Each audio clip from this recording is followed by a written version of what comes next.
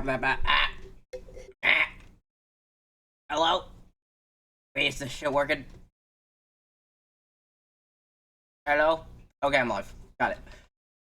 Got it. Okay, everything's working. A lot of Warhammer news. There's a ton.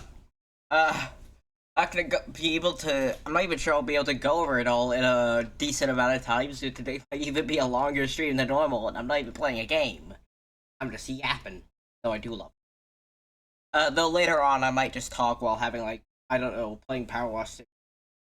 That game is, like, calming, and nice, like, background. Like those Minecraft parkour background of their videos. You know, that kind of thing.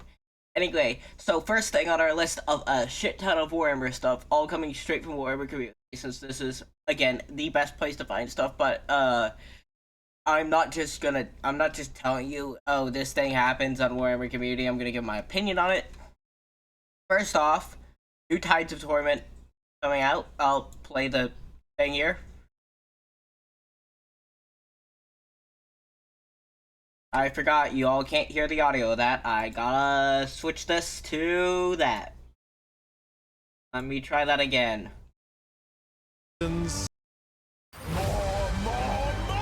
Hello? That's a bit loud. Decadence, duty, deception. Tinglob, Kraton, Bonnie, Deltra, Assailant, Seawood Assailant, with the all the faithless Norska Lord, with Nightmaw. It's a sea elemental. Yes, the elemental. The mask being the free legendary, so we get 2 lords for Slaanesh in this.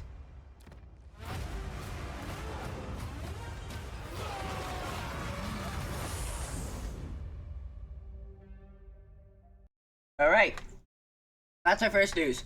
Big update for Total War Warhammer 3, which if you don't know is the fantasy Warhammer game.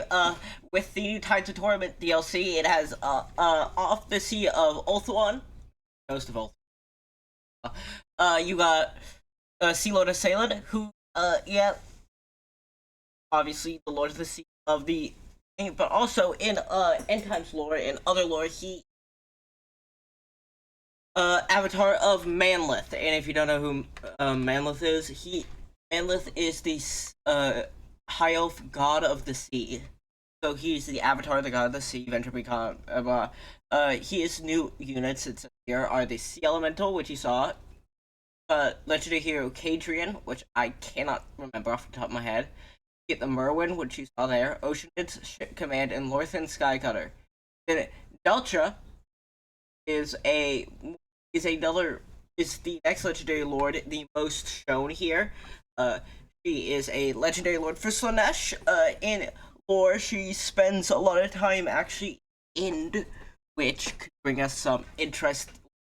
Would be a hint for the future if CA, the developers, Creative Assembly, which CA for short, the developers of Total War Warhammer, had any ideas on how to get rid of the cluster that the map is. So Delta spends a lot of time in the lore. 6 hands, 6 swords. Reminds me a lot of Fulgrim, but female. Fulgrim, but a woman.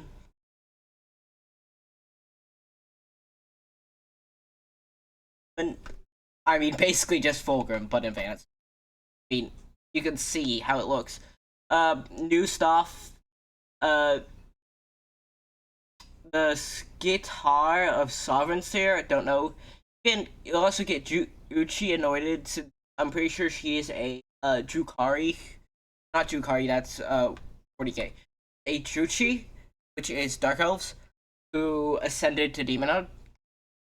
Get Slaying in Ores, Slaanesh, Basemen, Devotees, Slaanesh, Champions, Slaanesh, and the Praeton, which you saw, which is the thing. Finally, got Sal the Faithless, who, he's a Norskin lord. His main lore is that he turned upon his, people and, in a ritual, he disrupted it and turned all the other sorcerers a chaos spawn called Nightmaw.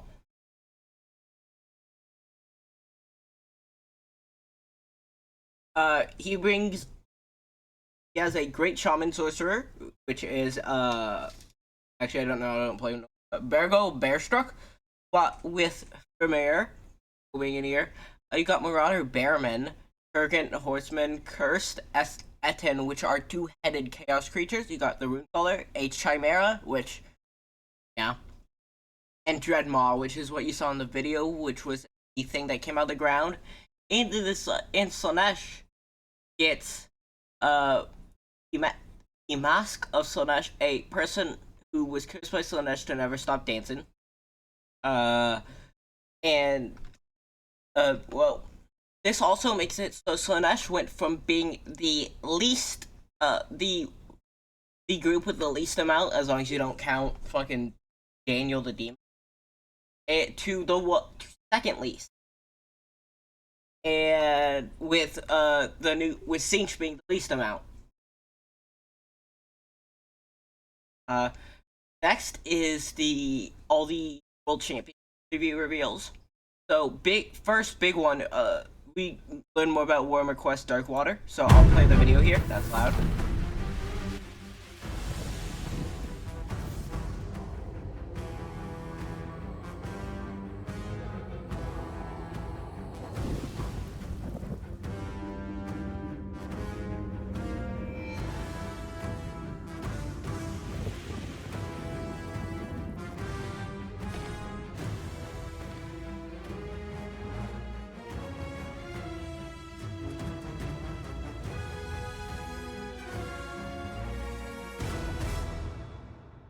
We previously learned about the big four new guys. So here are the new miniatures coming with it. So you got Edmark Valoran, the Manticore Knight, a knight from Hammerhall Ashke, who had his skin burned by Emberstone. That's why he's wearing the mask at all times. Another human, Bren Tylus, the Renegade Saint, who stole a saintly object of a person in their lineage. The Iron Scion, the Cleansing Blade, a person from the Jade Abbey, where this is set, who, is, well, mission. Then you got the Dwarf, the Grizzled Explorer, Dwarf Ironhead. You know, Dwarf. Love dwarfs. Yeah. Then there are more that weren't shown beforehand, which are brand new. You got Heflanor, the Forest Prince. The Forest Prince. I might be getting a bit loud. Alright. Can you also hear me? Okay. Heard. Stop. Alright. Here's the Forest Prince, who is a Kunarath. Basically, if you don't know fantasy and AOS lore, in AOS, you might, if you know fantasy, Kunaros, which elven deity of the hunt, dead. AOS. But there are plenty of mentions to him. They still worship him. People like blah blah blah blah blah Ariel, who is the leader of basically the Wood Elf faction, has a spear, and this half centaur person is a person who gets gifted this mutation for worshipping Kunarath, because gods are way more active in fantasy. Here you got Drashkin Vor, the Rampaging Beast, actually an interesting person. He is a tribe of shape-shifting warriors from Gur, who worship an aspect of the Everqueen they call the Maker Beast. But he wants to cure his people. Next you got Jacobus Vine, the Jade Wizard, with this little guy. I love it, and the little owl. I want this all just for him. Also, he has a sick. Next you got Getless Pus, Belga the Seswist, and Mulas the Cleaner. Getless Pus, the Prince of Swords. Beautiful Nurgle model. If y'all know my 40k history, y'all know I am very biased towards Nurgle. I love Nurgle. I'm more of a I'm a Chaos fan myself. Not really them in. I really like Chaos. Yeah,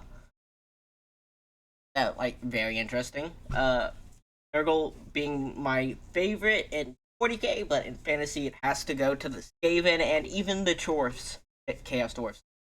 But Getless plus the Prince of Swords will be the villain of. Got Belga the Cyst Witch with her little slug down there. It looks like, and actually, if you can't see, and her bottom half is got Mugalith the Cleaver with one big hand. Looks like Quagmire from that one Family Guy scene. I didn't get that pulled up before. I should have. You know, with that one big ass hand and the other small. And finally, you got Shaman Fell, which means also another new Beastman model, even if it is a Chaos aligned one. But yeah, powering mount, blah blah blah blah blah blah. Once holy man corrupted by powerful loss by committing blah blah blah. Ariel, a former high priestess driven mad by revolting new form, a loyal servant pus, to legend destroying view. You know all that. If you want more lore, you can look into this, but I'm giving my opinion. Personally for these, my favorite out of these actually isn't Geltus Plus, though he is very a close second. It has to be having that slug be her bottom half and all the little details on it is amazing. Again, I love Pus, but like got the Cankerborn, which I mean these are rare demons created when the hideous violence is conducted against the land itself. Creatures twice die of plague bearer, clawing themselves free on the treading ground, their leathery skin and rocky. So first off, new demons.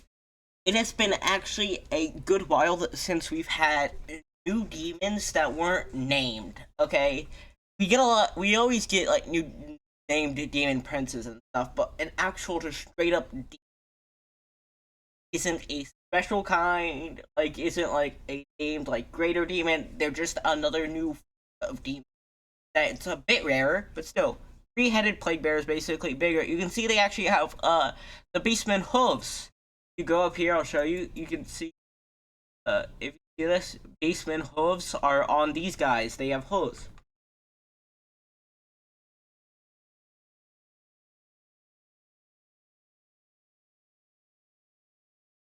They are incredibly resilient, and they are amazing, design-wise. I mean, I really want this because I really just want to paint. I love Nurgle. The Blight Templars. Blight Templars, basically, mortal. Basically, if you guys don't know, Space Marines, Chaos Marines are actually based off of these kinds of people. Chaos champions, or Chaos Marauders, Chaos Warriors, who are these big armored, bulky guys. This is what they are. This is what the Death Guard, my favorite 40k faction, is based off of. So I love seeing guys. They're amazing. You know, and also devotion. Hawks, wretches. These are mortal followers. You know, most numerous. Yeah, most numerous. Pestigores. More Beastmen models, even if it is God aligned. I still love Beastmen. I look Beastmen. I feel like they should go faction, but for some reason Warhammer is allergic to money. You know, I'm pretty sure Games Workshop should know that if they put like Skaven and the Pest and the Beastman in both settings, make more money because you have people buying it for settings. But it feels sometimes Games Workshop is like allergic to fire kelpies. I love the little guys and whatever. I think all the like little creatures are amazing, and these do not disappoint. The like living ooze with the dead deer head or like the dead animal heads at its top is amazing. Kelpies swarm all over. Crispy born from corruption of the unsteep belly. A threat on their own swarms can quickly become a problem.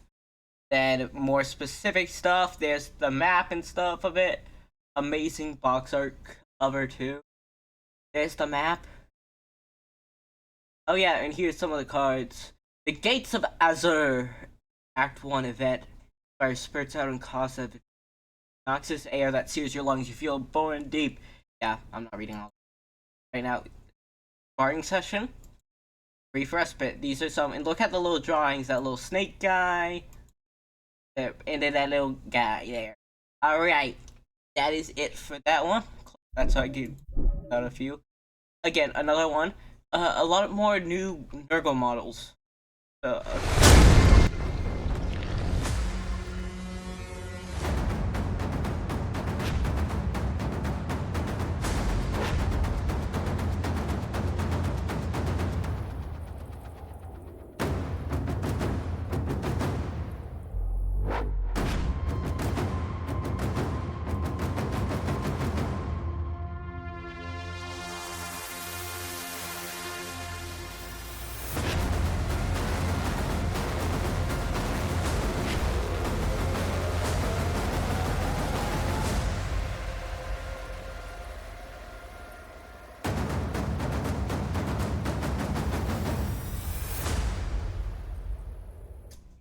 So like this this Warhammer World Championship was a great day for the grandfa for the grandfather's children, the grandfather's followers, as I am one.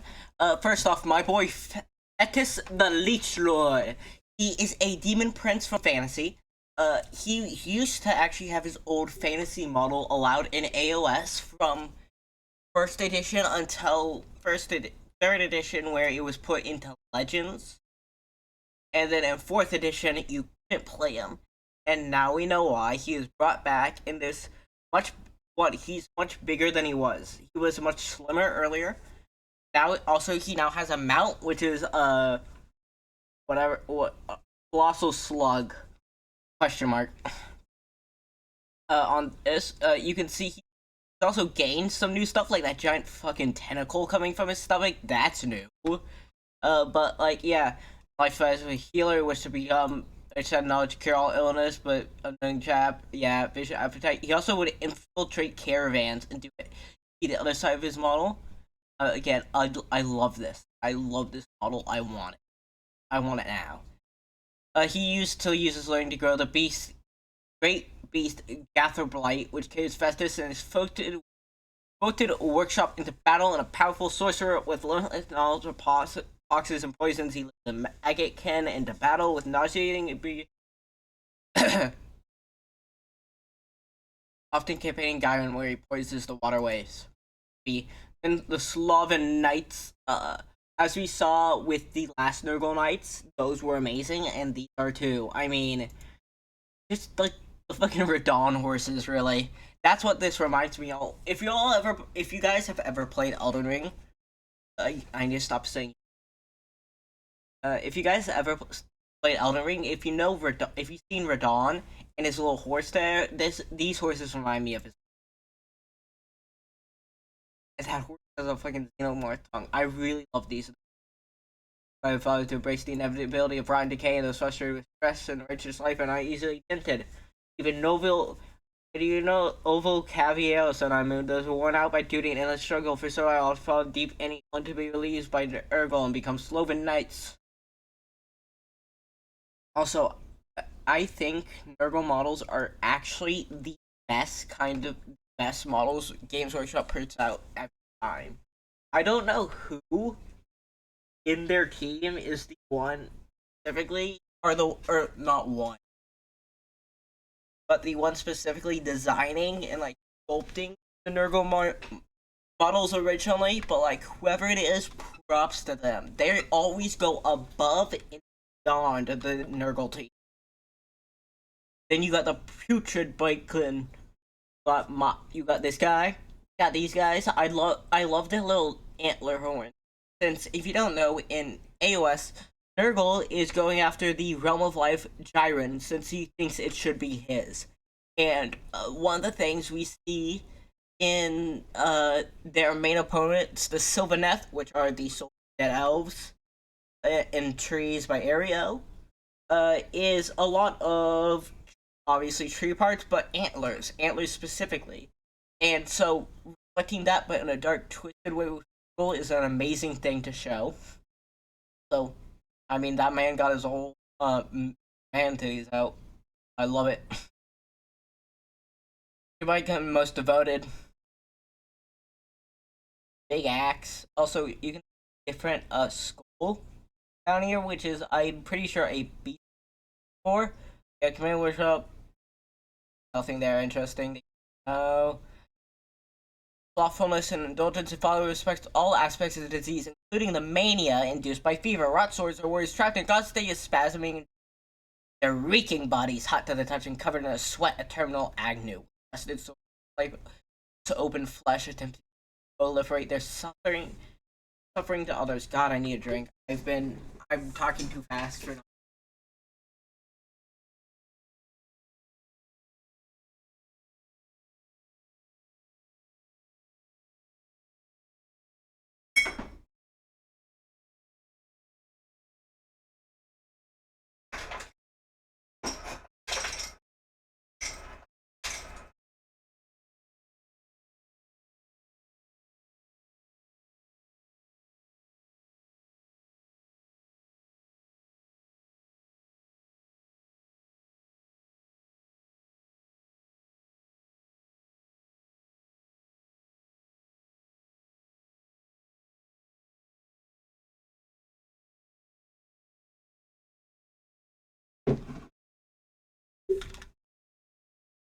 But again, male, like most circle models, though, probably might could be a pain in the ass to paint, depending on how they have the buggers. But I'll probably just paint separately if I get these, and I don't play Nurgle in AOS. But like, I'd love to sub these out for like switch their weapons, or hell, just even make them those weapons, sub them out for like an average.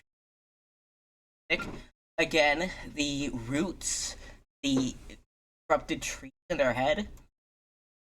Love those. And are they belligerent and hasty for followers of Nurgle? Relish warding to thick combat with the nauseum odor causes foes to recoil and become confused. Unlike their blood betters, they've yet to burst out their armor and so view the hulled rings of putrefy and aspirational bolting antlers onto their helms in reverence. So those aren't actually Pestigores, Beastmen are mutant. These ones put themselves near Nurgle, that's all you need to know. Just Nurgle Beastmen. There are Beastmen for all big Chaos worshippers, but these are Nurgles. They come in a variety of colors, but they're all infected. Beastmen. Most Beastmen worship all of them, and there's a new battle tome, which I kinda want, but if it has lore. Amazing art here, especially with like the ground and these slight, if you notice the symbol of Nurgle. Great new regiment of renown. Also contains rules for the people from Darkwater, yeah. And then new spearhead bubonic spell, which you got the amazing Rotmeyer creed with that little helmet there. Whoever these are, I forget. I'm not that smart. Got a ton of Nurglings and a beast of Nurgle. I mean, it looks amazing. Also, look at the background stuff they made. Like, I love Games Workshop since whenever they show off models or a spearhead, they go above and beyond with not just the models but the background too. That giant the mouth open up. Can you guys see my cursor? You can't. Okay, but look behind the 6 Nurglings. You can see the giant mouth opening tree back there. That looks amazing.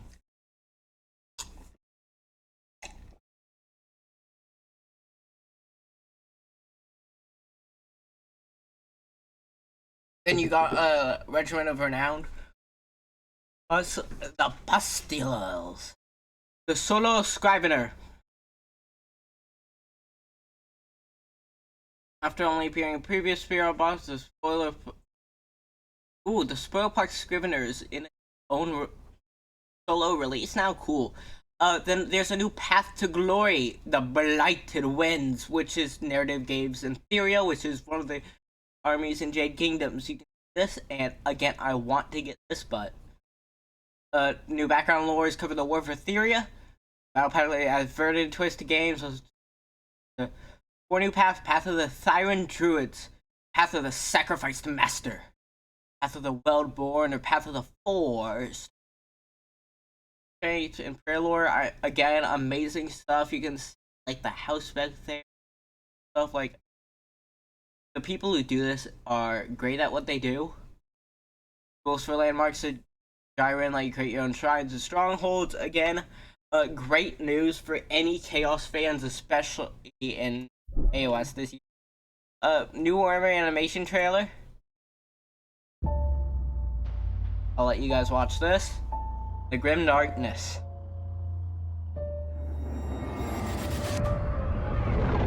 This is my only chance to atone.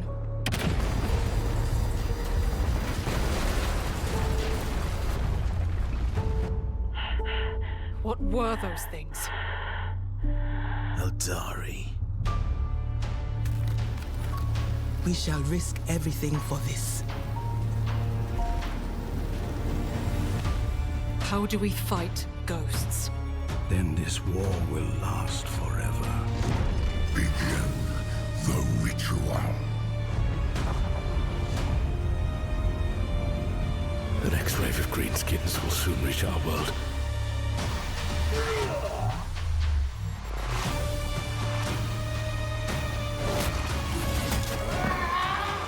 I love that. I love whenever you can see them behind the scenes and it's mocap.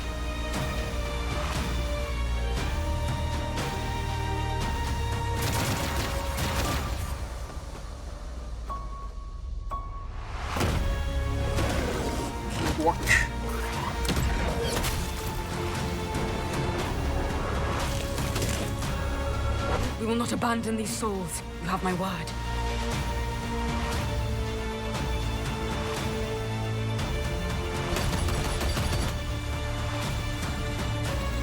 Merciful Emperor.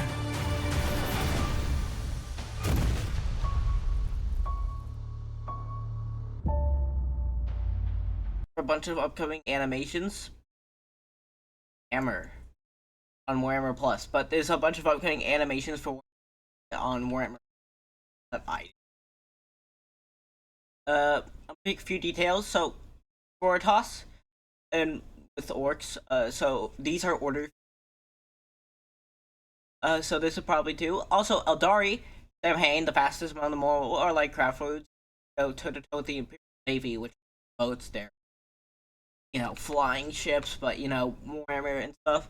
Which hopefully the Eldari can get a fucking win for once. Speaking of Warlike Red guys, don't come much redder because there's a Khorne Berserker here, and finally we get to see a bit of the last bit of the final part of season 2 of Warhammer Black Talon, which is the AOS animated show following Neve Black Talon and, well, the Black Talons of the Stormcast Eternals.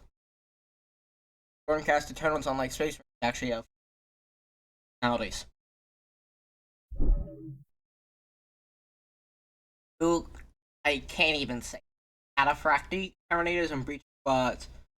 So this is more Horus Heresy news. So first off, Cataphracti patterned technical dreadnought armor brought Screaming Ups to date, so that predicts size and bolt match the size of new A. Is that a 4? Look, I don't know my Roman numerals. I think that's a 6. MK6, MK3, and MK2 armored miniatures. It's thick armor plating, powerful shield generator. For the cost of speed. Okay, yeah. So here are, I'm guessing these can be used in mostly as a lot of war as Horus Heresy can, but these are painted as my third favorite, second favorite. My first, obviously, Death Guard. Second being Iron Night Lords. So that's just for chaos. If I have to go overall, it's still them. Not if we count individual chapters though, Carcardons. But we see here, average Marine miniature, look good. No, don't look nothing too fancy here, but it's a Marine. They're always gonna look at least decent. First is Power Mauls, Volkite Chargers, Power Fisting, Combi Bolter.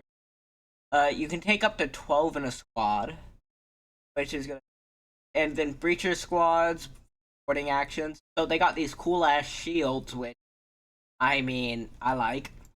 Again, look good. Pain in the ass if you're gonna paint them with the fucking striped colors. If you know how bad fucking hazard stripes are for painting. Goddamn. I mean they look good. Only like screens really. I don't think that. No, Volkite Squad got that weird. Got these weird. It's coming in this Siege Assault Battle Group box with a Dreadnought. So yeah, I don't really play Horus Heresy. I don't. I mean I've read the lore and stuff. Like I don't really play it. I could ask my friends about it though. I know some of them do. There's actually a lot of players do Horus Heresy instead of the other ones. So I will ask them sometime.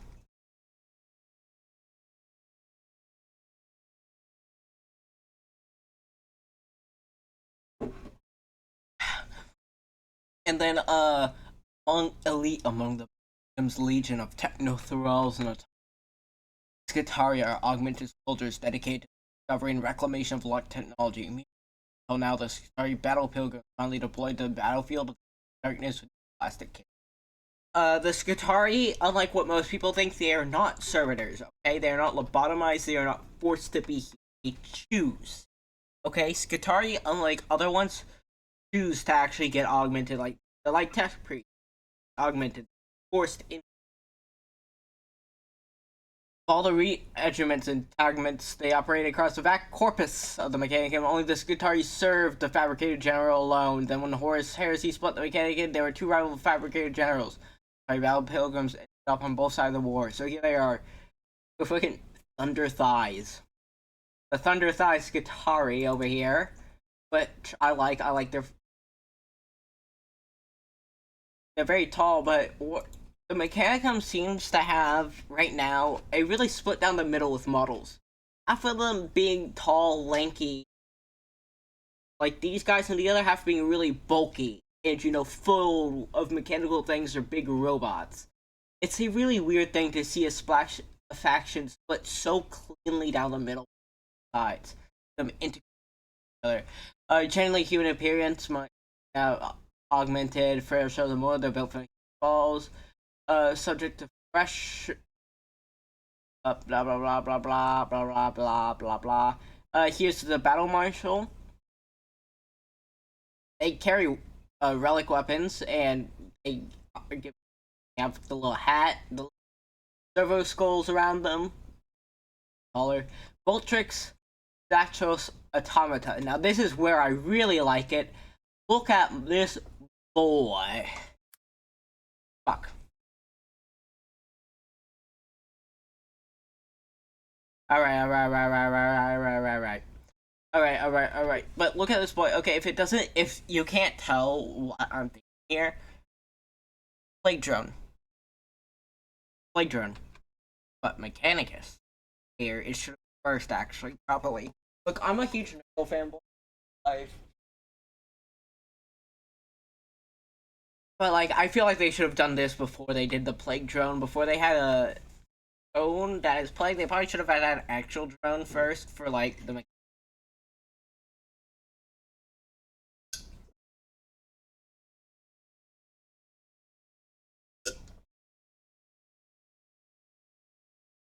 These guys are mainly for searching for relics, and they do fire a few missiles, though I love all the little bits at the front grabbing and stuff. It looks so Warhammer. That's just the only way I can describe it. Better way to describe this.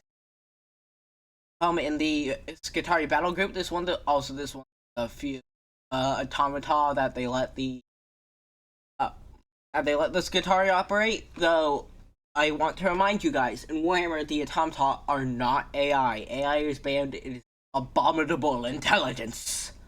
And if Warhammer came out today, every AI would be called a clanker. Or even worse stuff.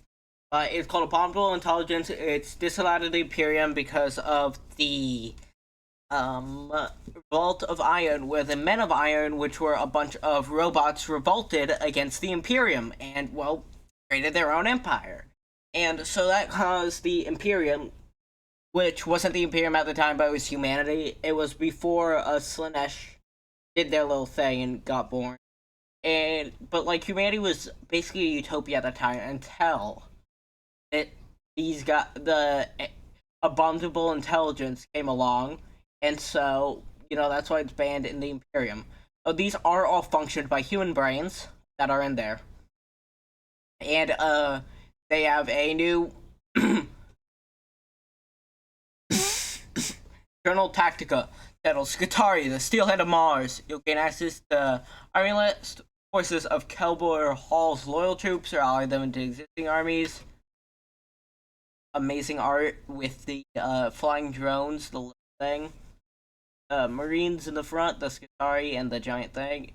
The background lore covers the history of the Skitarii, their operations, the fate that followed them into the Horus Heresy. But it seemed unbelievable that such dodgily loyal warriors were ever turned against the fabricated general and his traitors to master.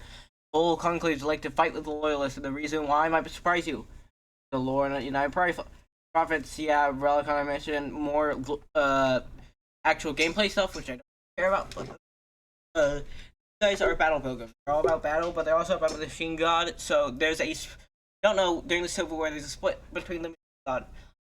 Some of them wanted access to all the very dangerous stuff that was locked up by the Emperor whenever they had the Treaty of Mars, which was a bunch of very, very dangerous tech, which was not allowed to them, and some of them wanted to remain loyal to the Omnissiah, which the Emperor was.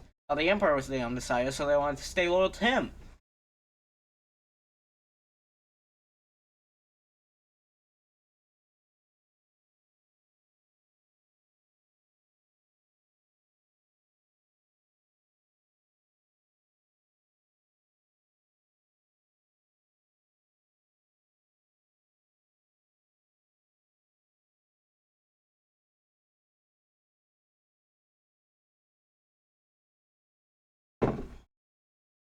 Which also is another very hypocritical crime. He burns down Monarchia.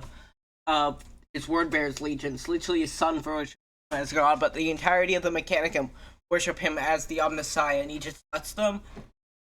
I mean, it's kind of stupid.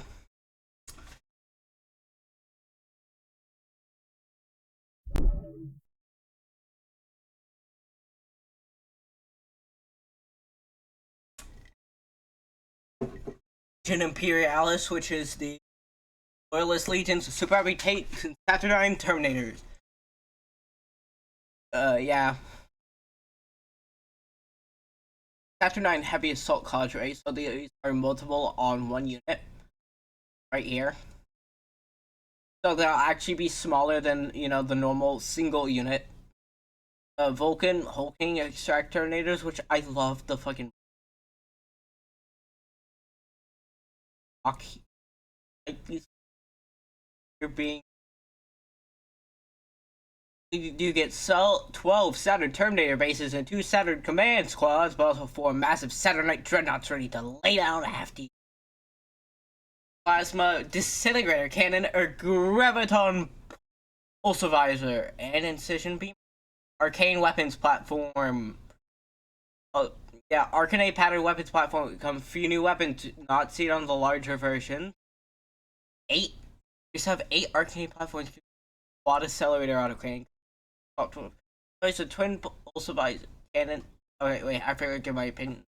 Other than loving these, I don't play obviously, but I think these models look good, especially for them being multiple of them being on one base. Obviously, super detailed with that. If you're gonna have a ton of models on one base, that's why like Nurglings together they look super detailed, but each individual Nurgling isn't that detailed.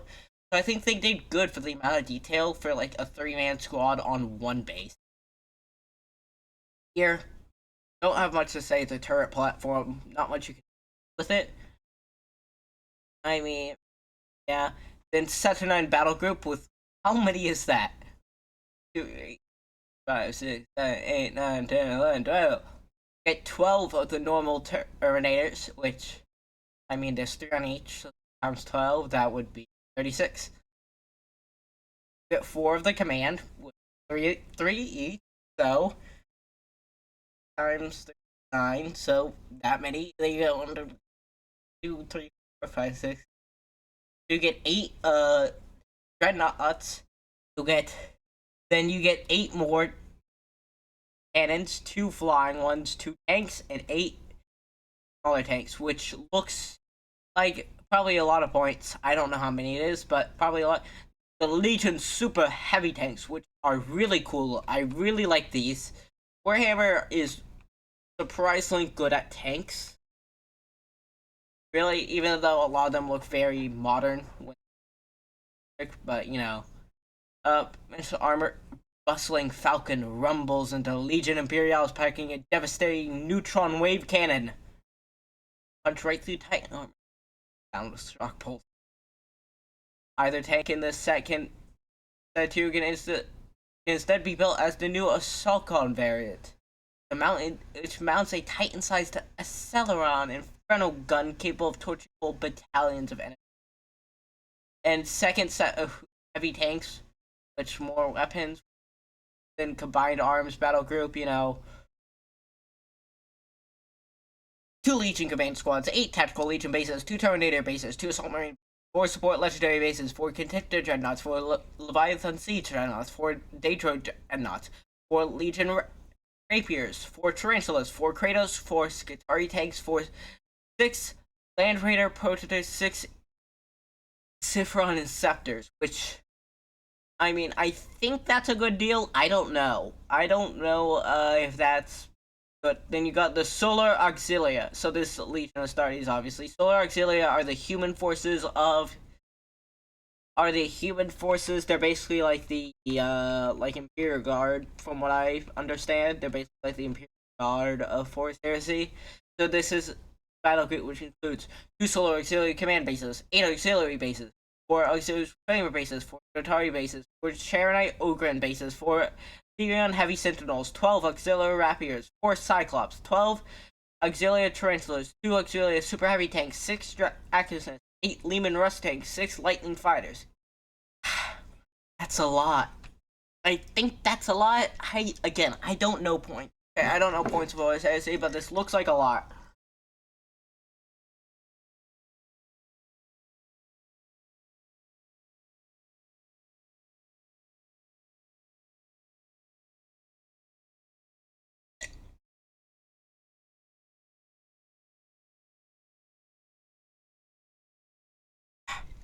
Sorry.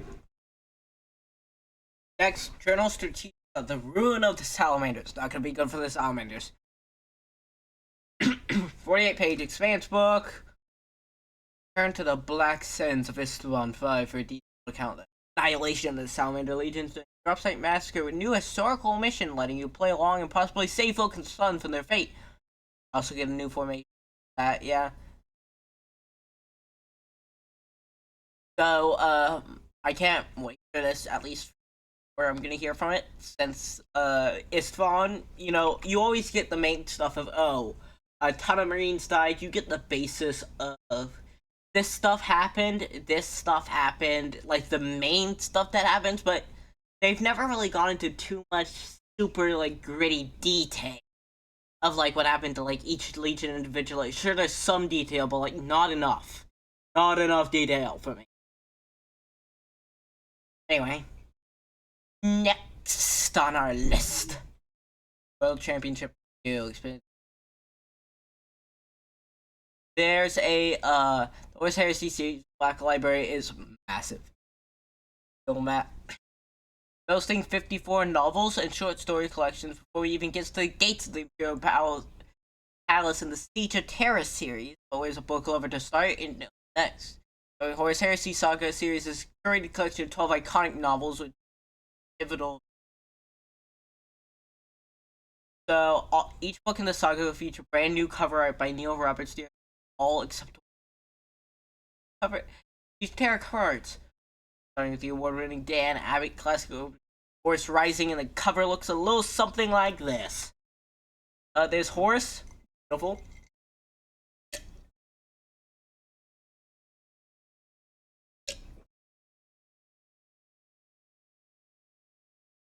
Beautiful art with Horus and his dick eye. Uh, yeah, Horse Rising first book. The other ones are going to be False Gods by Graham. Also, it's been 20 years since the release of Horse Rising. Hasn't that crazy? Uh, Galaxy in Flames. Then you got The Flight of the Eisenstein. Yeah. Fulgrim, First Heretic, which is Fulgrim's about Fulgrim. Flight of the Eisenstein is about the Loyalist Death Guard escaping. The First Heretic is about Lorgar. Yeah.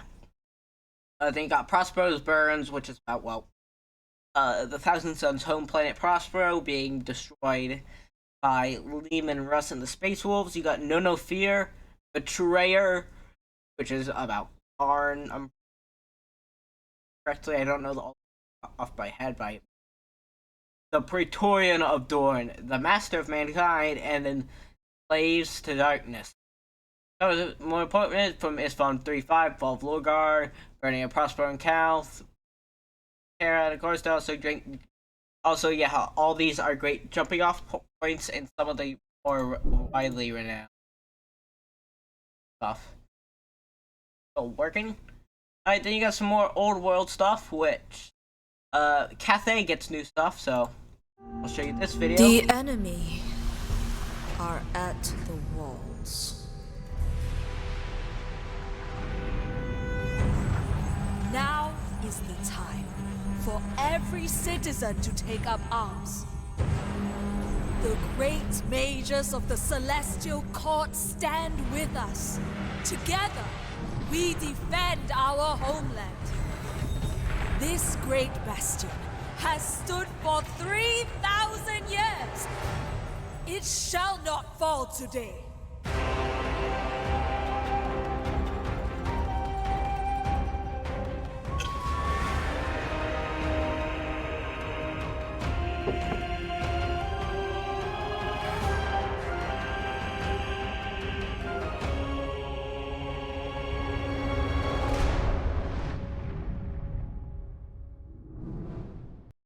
Alright. The Emperor of Grand Cathay are known in the old back on home. Earth disaster struck. The Great Bastion is on straight attack from the chaos. Could it fall, the will of the Celestial Dragon will shatter with it. Only the citizens and warriors of the provinces stand against the barbaric horde that threatens the Bastion's sanctity. Daring gambit, they've allowed a vanguard force to funneling the foe into a massed army of peasant levies by a whole load of guns of fancy-looking wizards. Got the Astromancers of the Celestial Court with their little bird guy. Celestial Court is where the study of magic is in Grand Cathay. Think of the Imperial College of Empire for fantasy, but for Cathay, or like whatever the place where they teach psychers. 40K, or like, hell, I'll give you another one. Think of like the mages, like the Elder Scrolls series. That's what these guys are. Place for those who go to learn mystic ways of the dragons, contain countless texts written by their mortal lords over many centuries. Astromancers are primary ways of Grand Cathay rituals. Thanks to the slowing of the winds of magic by the machinations of the Celestial Dragon. Also, they look beautiful. And I love the little bird guy. I want him. And I want to just buy him by himself. They take to battle both on foot and on the back of Cathayan warhorses, wearing fine robes and ornate medallions befit of their station. You also notice the new Astromancers come to buy Crowman, a small familiar whose provenance is a mystery. Yep. In the Crane Gun team, you got one guy with the gun and another guy crouching, where the hat is used as a stand for the gun, which is fucking stupid, and I love it. Holding up a shield. Copious firearms of all shapes and sizes are by the smoke-belching foundries of Nangrao and deployed in defiance of the Grand Cathay, with one more common being the long-barreled rifle used by crane gunner teams, by a pair of gunners, and they use a tower shield for greater stability. Extremely accurate rifles are used to lay low enemies' regiments, single out heroes and monsters. The Iron Hail gunners, which are more like indiscriminate stuff. Okay, he's kneeling. I thought he was just more deadly still. The heavy blunderbusses lodged into battle by Iron Hail gunners. Far shorter range than the crane gun, they are frequently protect their army flanks from cavalry charges to gun enemy tightness. Confines the city by fighting ranks taking down brutal volleys of fire with their first rank lying down as the second rank and leads to stone barrage. So, alright, first off, my opinions of these, as you know, love the Crow guy. I think for fantasy models, they look amazing. I love the, like, phoenix feathers look stuff that they have coming out of their head for the royal ones and all have on them. For these peasant ones, I love the stupidity of them using, the other person as how it looks in this image, which it might not be actually on the model, using them as a way to prop it up to holding it. So also, I love the stupidity of having 3 scopes on it. Definitely not needed, and having the end be the shape of a dragon, which is 100% not needed. It saves so much material by just making it look, but it doesn't. And that's what makes it great. So it could be a pain in the ass to fucking all the tiny little parts together. Iron Hail gunners, I like the flowing long hair. Again, dragon at the end of the gun. I think some people I've heard say gun looks a bit goofy, but actually I like it. I think it looks. Again, these guys, Space Cubs, a bit military. In the peasant levy, guys, I like the bearded one. I like that bearded one with the feathers on his head at the top one. Also, the dragon banners are sick. Grand Cathay is populated by hundreds of thousands of people, many of whom live outside its great walled cities and villages and small settlements. When the celestial dragon demands that a province must be able to raise large peasant levies to well-equipped and professional armies. They lack in skill, they make up for in effort, wielding long spears and war bows en masse to prove their worth to the dragons who rule them, and creating flowing cloth banners that ripple in the wind like their masters. I really like the dragon banners, as I stated. The hats are cool.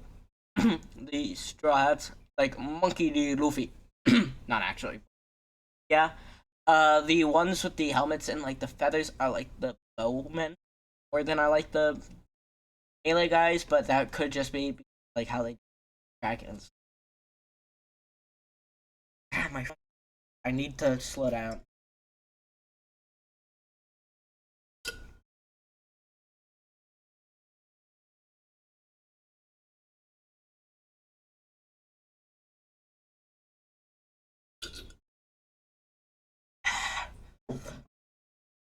Defenders of the Great Bastion Army Reinforcement. Able to, it blah blah blah. It contains 53 individual models split between cars. There a unit of 8 gun team, 12 Iron Hail gunners, and a mass of 30 peasant levy. I mean, I feel like just substitute everything but one hero out for all peasant levies. Amazing. The Arcane Journal, The Breaching of the Great Bastion, is the new book. Profiles for all the above units present. Army Journal, upcoming 48-page supplement of the defense of the Great Bastion by the comic folk of Cathay, of the northern provinces of Cathay. It provides a deeper look at the Empire and its people, timeline of the Age of Dragons, which I'm really looking forward to. I really love timelines. They don't make sense most of the time. I really love descriptions of Celestial Dragon Empire realms and how magic and studies used, and more details on the armies, which I am really interested in. One of the things I've been working on in mapping far back is the beginning of Warhammer Fantasy, to map the actual population of the realm. Okay, so like anytime we get a population of a city and stuff. Currently, at my estimate, Outcreated Cathay, with all official numbers I have gotten, their population will only sit at about 5 million worldwide. So if this updates number of people, and also 2 million of those are in dwarfhold, because in the dwarfs fantasy roleplay book, the new one in the old world, there are a lot of dwarves, a lot of them. Apparently, they gave us official numbers. So yeah, but like, but I'm very excited to see more about the realms, and also just like landmarks. Also documents the mountain shadow chaos and the assault on the Great Bastion.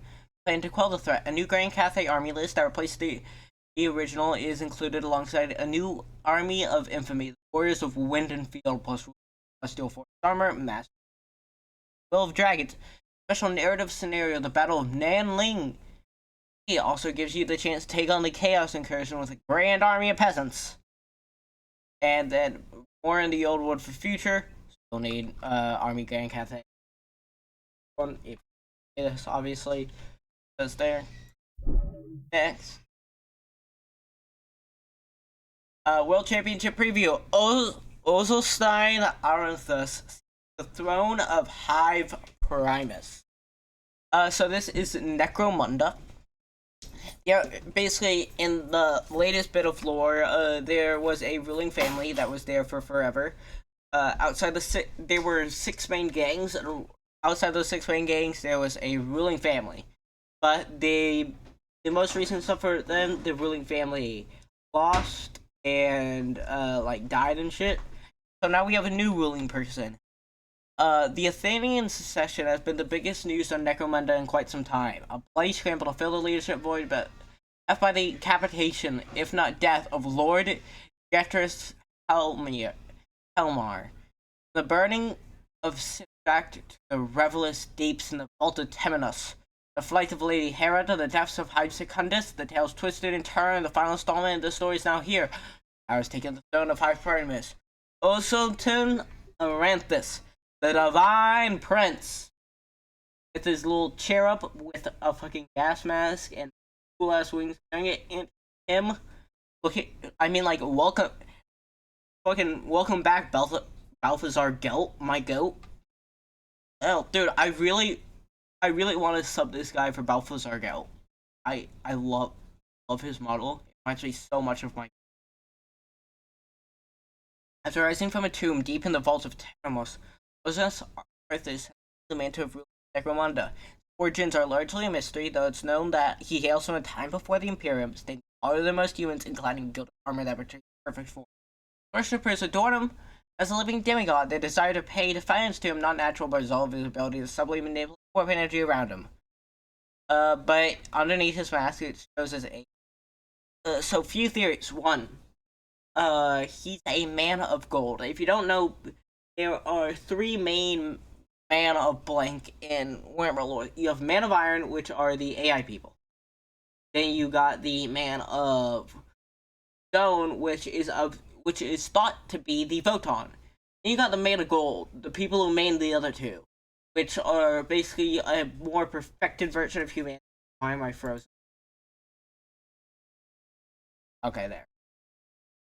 But a more perfected version of humanity who longer and stuff, and I'm speculating this is either a man of gold, or what could be more interesting could be a person who would live longer as actually a Necron tier.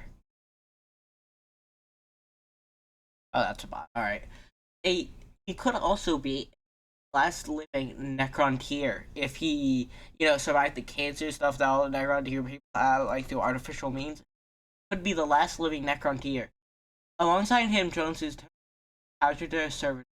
Altharis hated these Aparius creatures, but followed their innate psychic powers, so killed them and preserved their bodies in cyberkinetic gear. Classy. But granted, he obviously can't be Imperium. It says he hails from a time before the Imperium, so he has to be either, in my opinion, a man of gold / a man of iron. But I doubt he's a man of iron. But some. Because of ribcage, iron guts and shit. So I think it's just him being more augmented. I think he's either a Necron tier, a man of gold, or a man for a Mana Stone, and the Mana Stone are revealed not to actually be Photon, but that would actually be a good idea. Alongside him, yeah, alright, read that. Then you got the Palatine Justice Spheres, which are basically the Justice, which are basically like the police of Necromunda. Ads will be starting in a second. I will be right back. I'm going to the restroom.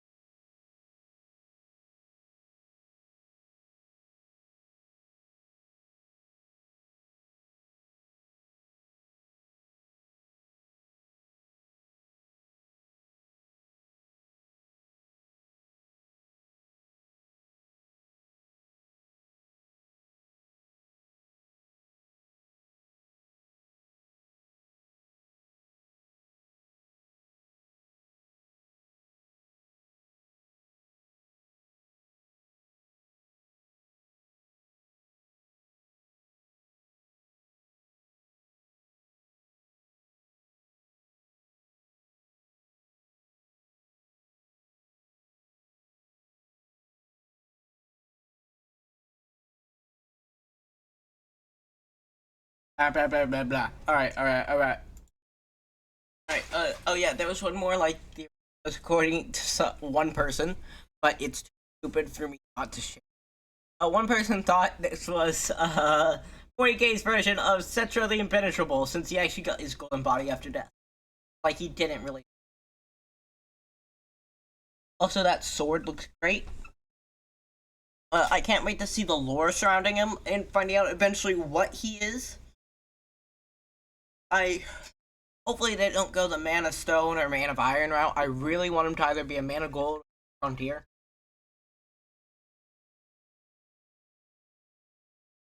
And I mean, it's another beautiful model that I want. I mean, I mostly wanted to proxy it for Balthazar Gelt model. Ew.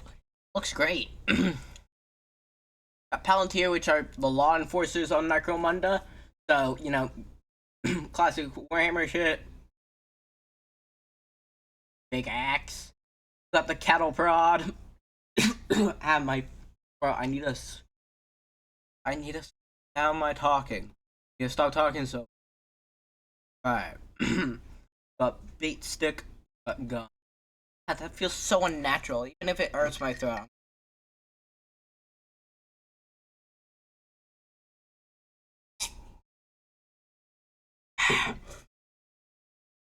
Talking slow just is unnatural for me. I don't know why. I just can't. Volunteer forces may mete out brutal justice against the gangs in the street of Hive Primus, which, if you don't know, is the first and largest hive on the planet of Necromunda. The game of Necromunda takes place within the 40K universe. That's obvious, but you know. Pass judgment on renegade nobles, rogue heirs. When arriving in a region, they'll block all entry and exit positions, set up a tribunal, quickly sentence their target to death. Now it's always a magistrate that takes charge of just the delegation, joined by an executioner who ensures the sentence is complete. These malfeasors, the guilty cannot escape carrying Fulman pattern man catchers and shark pistols as their tool of justice. Look great. One of these things I noticed whenever I was looking at all these earlier, it might catch up my thoughts on them. You see that little thing they have on front of them, and that symbol they have on the back? It looks very Necron-like.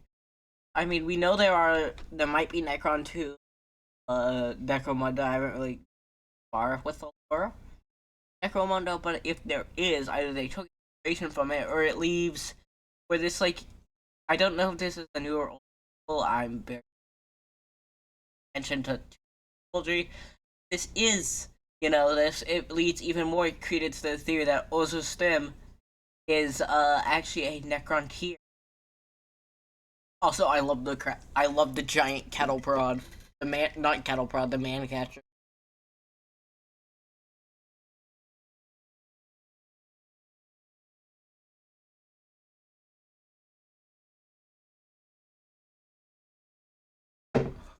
I love the giant man catcher, the horseshoe there to catch somebody. Reminds me of the Skaven or the not Gretchen, orc one, which they used to grab the Gretchen and goblins. It looks good. I really like these models again. Also, the little thing coming off, having it look like one of those like wig hats with stuff is really interesting. Now the Ironhead Squat Charter Masters and Drill Masters are Votan, baby! My voice. Better my throat. I can't. Talking too much. What's he gonna do tomorrow? Beneath the chart. Okay, I'm gonna.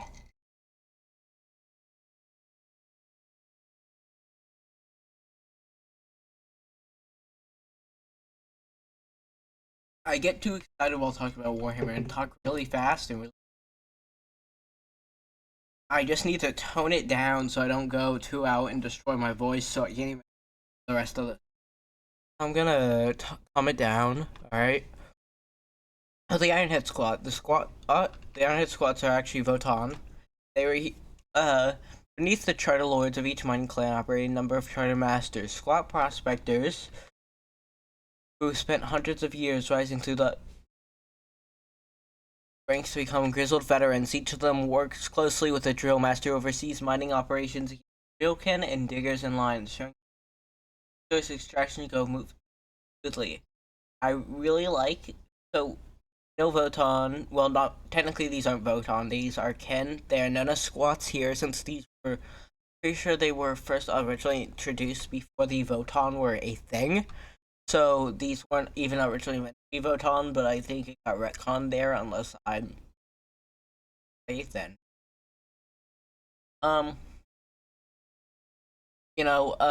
really like the guy with the, what is it called? I think it's just called a head implant.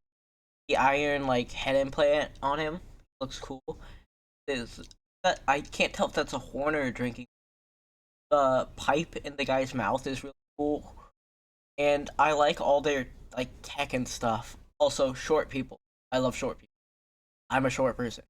Others still who show their perilous talents in the art of deep mining and chem harvesting. Oh yeah, also Ironhead Squats, how they got here, crashed Votan ship and they just never left. The end. That's all I know. That's all I know right now. Others who still show their perilous talents in the art of deep mining and chem harvesting, known as Exo Masters. They are at home in the most dangerous environments, battling off rival claimants or fauna. Get 2 of each of these new leaders in this box, armed with a variety of weapons and technology automators. Party little act robots equipped with all sorts of complex sensors to help squats sniff out ore seams and chem deposits.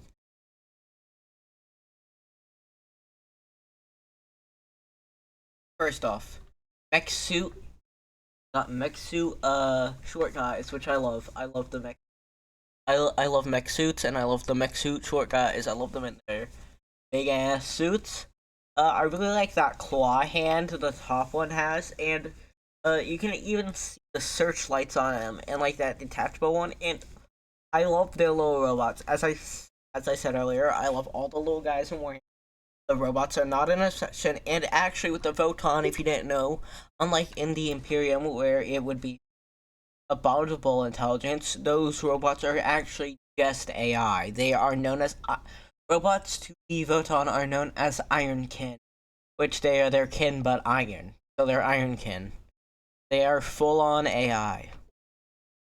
The Aetherian Secession, Fires of Primus, which I want because of this guy, Forcers, the skull heads, also his fucking abs. I love that all armor has to have like ab plating in where it's. Of course, with all these new miniatures coming out, you'll need a book to accompany them. After millennia of House Hemlar's rule, Othrstan Arthur stands atop Hive Primates. Result of the disruption of the planetary tithe. Fuck. Yeah. Resulting in ultimatum being made by the Imperial Fist. House Hawthorne has 100 days to regain control of the planet and eliminate our system. Meanwhile, Kyle Jericho has stolen away Lord Helmore's body and seeks aid from House Delaque. Lady Hera journeys back from our Secundus to seize the throne, and all houses engaged begin to mobilize a response. The Aetherian Secession Spire Primus, you'll find out how the tale ends. Before completing your own Aetherian Secession narrative with the new Reconquest of Hive Primus campaign, which includes rules for taking Spire districts and fight for the throne. 7 new narrative scenarios and multiplayer scenarios also feature, plus rules. This your carrots, blah blah blah blah blah, and yeah. Any more for Necromunda in the future, but for now, check out the rest of today's. Yeah. I love the art here. I love the way it's showing him, especially again, welcome back, Balthazar Gelt. Another one book I want to read, but you know, I have limited funds. I can't get all of them. I can't get all the things I want. Even though if I had the money, I'd buy everything from this reveal show. I love Warhammer. But yeah, that was the big Necromunda news, and here we have a few new champions to get into close range brawls in 40k. First we got another Voton actually, Brekka Stormbro. The leagues of Voton have a long history of battling orcs. Like all dwarves, they have to hate orcs. So unnatural. Doesn't feel right talking slow and calm.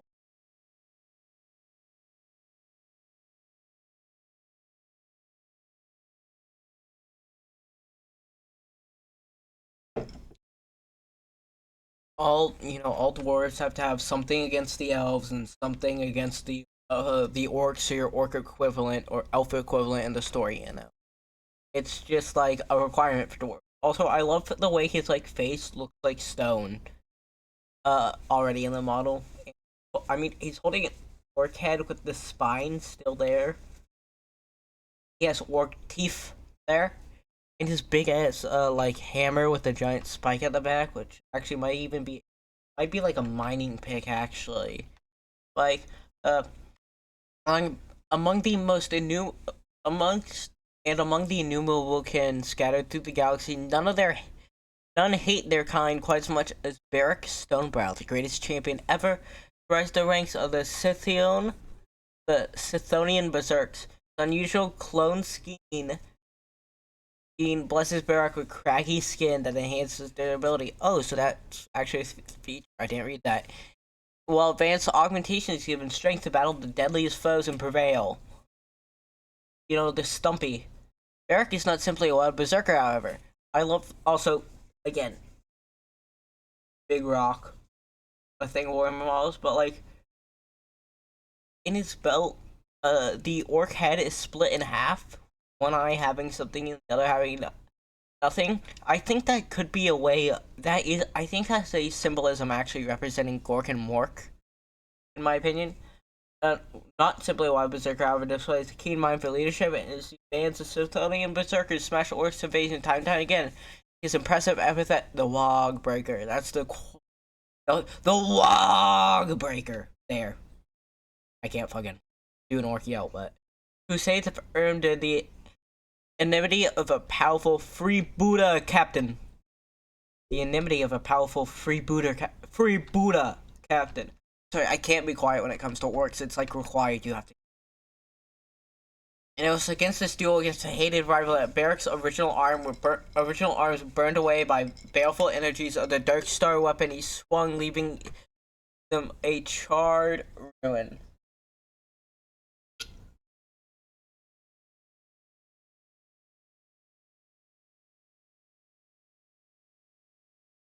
Which I just noticed that his arms were robotic as it said that. Yep.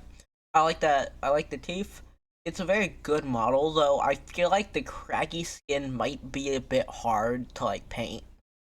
He won anyway, in case you're wondering. His new refined weapon is a unique artifact that combines the best of plasma, mass, and custom technologies, and quite happy to match it against any enemy champion that might test his skills.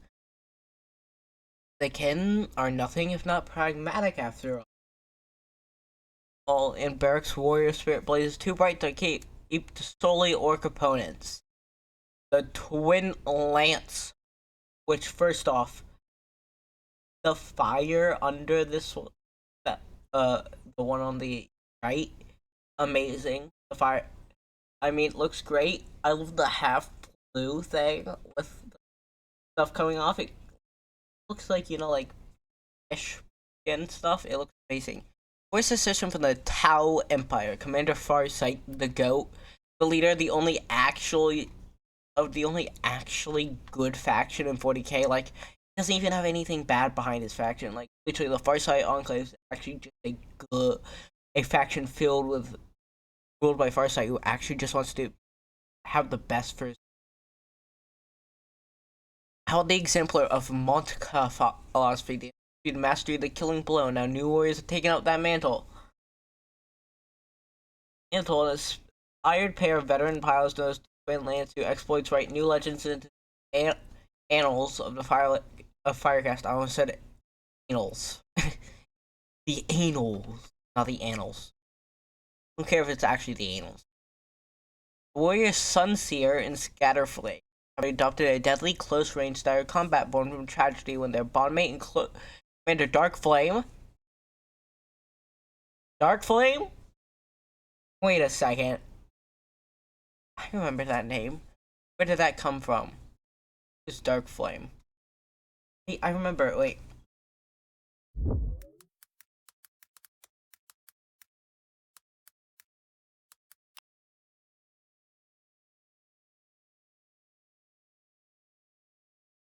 Ow. Oh. Nope. Just here. Never mind. There are so many flame names there are so many just weird flame or dark cow, especially for their command. I probably just mixed it up with somebody else. Oh, Darkstar, that's probably who. Lost their life in a battle with the Genestealer Patriarch, and the pair fell upon their foe in a blaze of anguished fury. Their newfound aggression ended well with their natural teamwork and soon made them experts at lightning-fast hit and run assaults. They would thunder into the enemy lines and eradicate targets before jetting away as quickly as they appeared. And Lance are lauded as living embedments of Montka, and their reputation grants them access to advanced Warmaker battlesuits and war gear like the Neocapator shields, which absorb energy from incoming attacks before launching it as a concussive burst. Sunseer prefers to blast holes in heavy armor. His fusion eliminator was Scatterflame unleashes a barrage of deadly bolts from her iron scatter cannon. They now find themselves deployed to go across the front lines of Tau Empire, wherever they precise application of the extreme firepower will claim victory for the greater good. I always like the Tau battlesuit models. One of the main things I don't like about them is their like official color scheme normally with the beige white. Like this white and blue really just ticks something in my brain. Like it looks so good. especially like the little open spots on the blue, you'll see on the little white. To me, amazing. I really like these. But because like the shields they have on their sides, right? And if you look on their like leg, those red flashes on the side of that blue stuff, to me kind of look like fish gill, which I'm not sure if that was intended, but like in my opinion, it kind of looks like. So I mean, I might be the only. And we get a new Tyranid. Tyranid Prime Flash Whip. Tyranid swarms rely on leader organisms of all shapes and sizes to relay the will of the hive mind to the masses. Tyranid Primes, numbering among the most nimble and compact encountered by Imperial forces, while winged variants have been increasingly common. Many fly in the thick of melee among units of warriors and direct their hordes from more ground-level perspectives. A capable combatant in their own right, Tyranid Primes also find themselves dueling with enemy heroes, and so are augmented with wickedly barbed tendrils known as lash whips that ensnare foes. Capable grip, these specialized bioweapons make them terrifying opponents to encounter. These new miniatures are still a little ways off for release, so check with us regularly so don't miss time in there. I like this. I like the way the whip is actually kind of disappointing. I feel like they needed more details on it itself, but like I like the tier, and also, you know, the conveniently placed rock. Good. I like it. Next, Captain Titus back. He battles Echo Rosa, a mentor for the 500 Worlds of Ultramar. Basically, the 500 Worlds of Ultramar after the 8th edition, most of them were conquered by Nurgle, and sure, they got like the main planets back, but there's still a lot of planets that weren't taken back. So Titus is going to get a. If you don't know Titus, he's from Space Marine 2. Play this. The Primarch Reborn demands the impossible.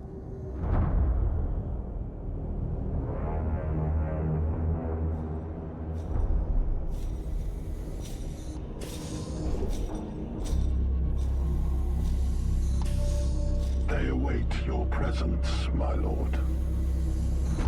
He commands us to reconquer the 500 worlds of Ultramar.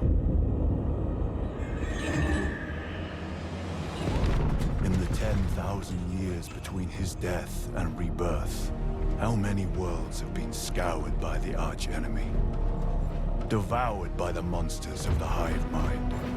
Sacrificed on the altar of Exterminatus? He is a demigod out of time, fighting for a golden age that can never dawn again. Welcome home. Rise, Demetria Titus, Master of the Watch, Captain of the Second Company, Warden of Ultramar!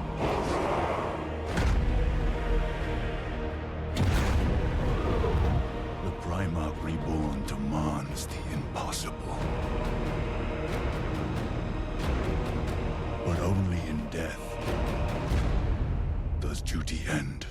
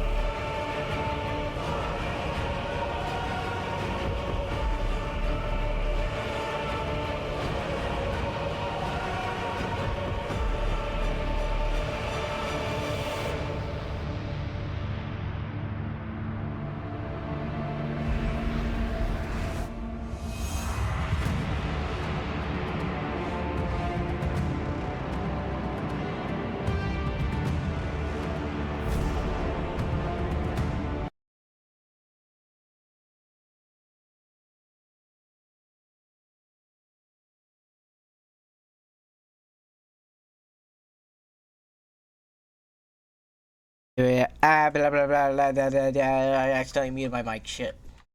The Imperium is under siege. Times are so dire that even Ultramar is hard.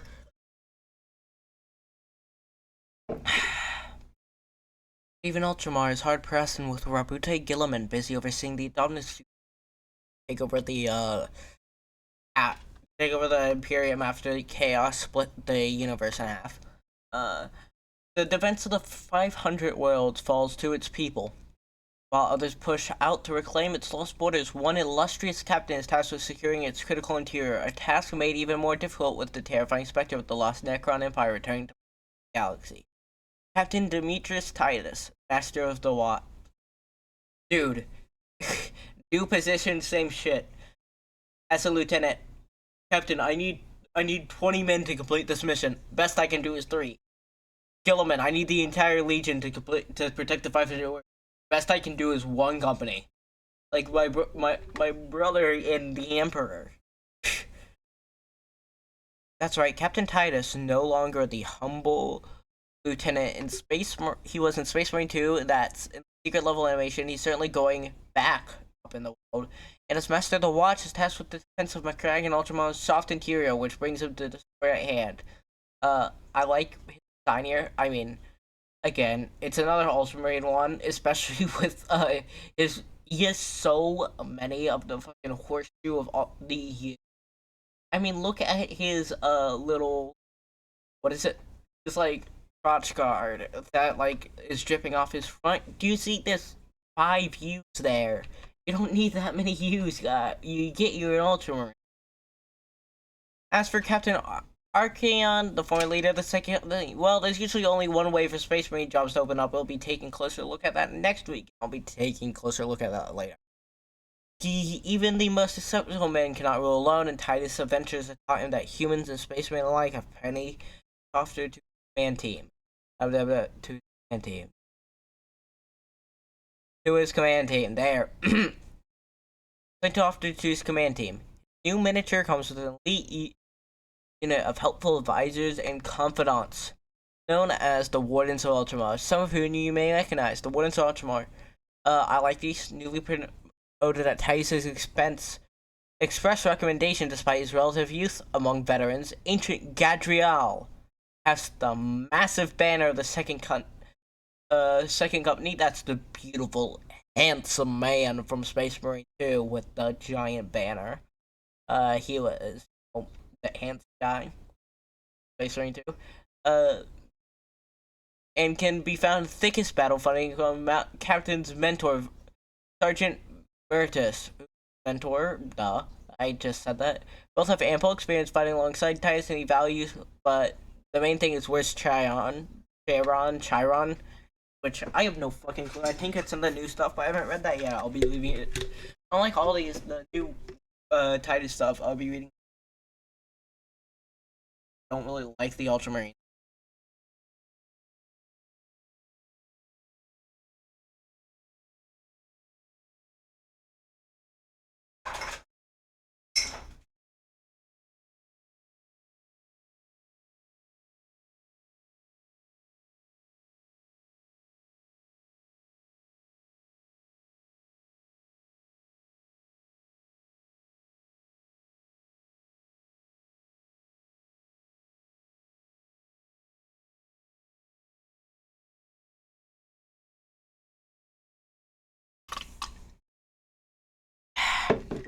Alright. Back to what I was saying. I had to get a drink. Throat was starting to hurt again. I'm sorry, my throat's hurting. I talked too hard, too fast for the first hour. That's completely my fault, so I'm gonna try my best not to complain about it, but on the shorter side, Gaius Silva commands a vast fleet of Ultramarinian defense ships, and it is an expert at handling the tensions between an overworked mortal crew. They're often pitless masters, making him an essential part of Titus's muster. Emil Manverus is a highly respected legius in the Ultramar's defense auxiliary and serves as the command team's liaison to its Legions of Humanity soldiery. Lucia Vetus joins Titus War Council as a valued pledge of Ponty, and diplomat whose keen negotiating skills have saved the Second Company from needless battle on countless occasions. While sharp-tongued and forthright, Daniel Courtless is a veteran astropath who has survived for over 100 years on Ultramar's employ. Remember, humans live longer than average, Warhammer 40k. Out augmentations, they can live up to like 120 to even like 200 with augmentations even. Here we get more in detail look. My boy, this absolute gorgeous man. I love him. Which though they put, also they did really good on the banner though. That's like the most interesting part about him. Is this fella? Mentor of Titus. Got the humans here. I like the fluffy Roman hat. I like the fluffy Roman hat. It looks cool. Also the like, what is that meant? Yeah, I think it's a projection of like the world. Zawaldo.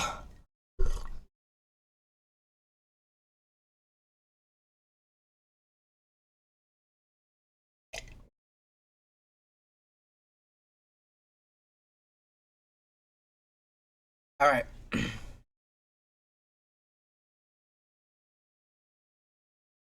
All right, then you got the astropath here, and the negotiator.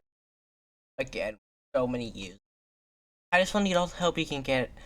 A malign presence has awoken, and now moves with great haste towards the worlds of Ultramar.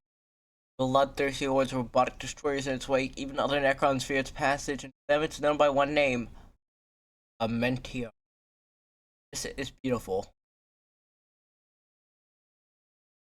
I love this model. Look at him. Okay, I'm gonna get loud for a second, so I'm gonna back away. But look at this guy. Look at his fucking tail filled with blood, his arms, everything about him. This is why I love Necrons so much. They are my favorite Xenos. They are so cool. I love this guy's model. Alright, now back to the quiet and served, Eli, because voice will. I thought it will kill me later. Nekasar a mentor. By many to be the genesis of the Destroyer Curse, and others to be highly mythological, a parable of guilt and betrayal that harkens back to the shattering of the Catan.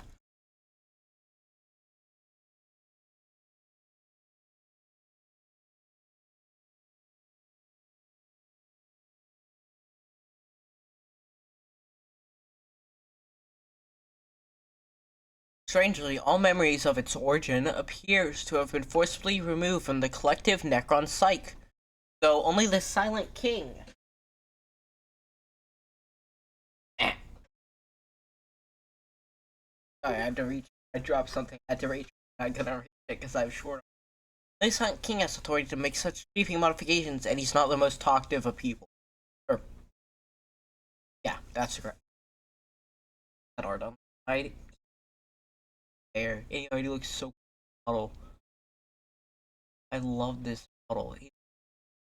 Ultimate Amentar, however you say it. It's very real, however, and labors with surprising lucidity on its crusade to eradicate all life from the galaxy. Harbors an extreme affinity for the Catan known as the Nightbringer, and aims to reunite Shadow Scars to one day revive the ancient Star God in full. This is widely considered to be a bad idea, especially by the Necrons themselves.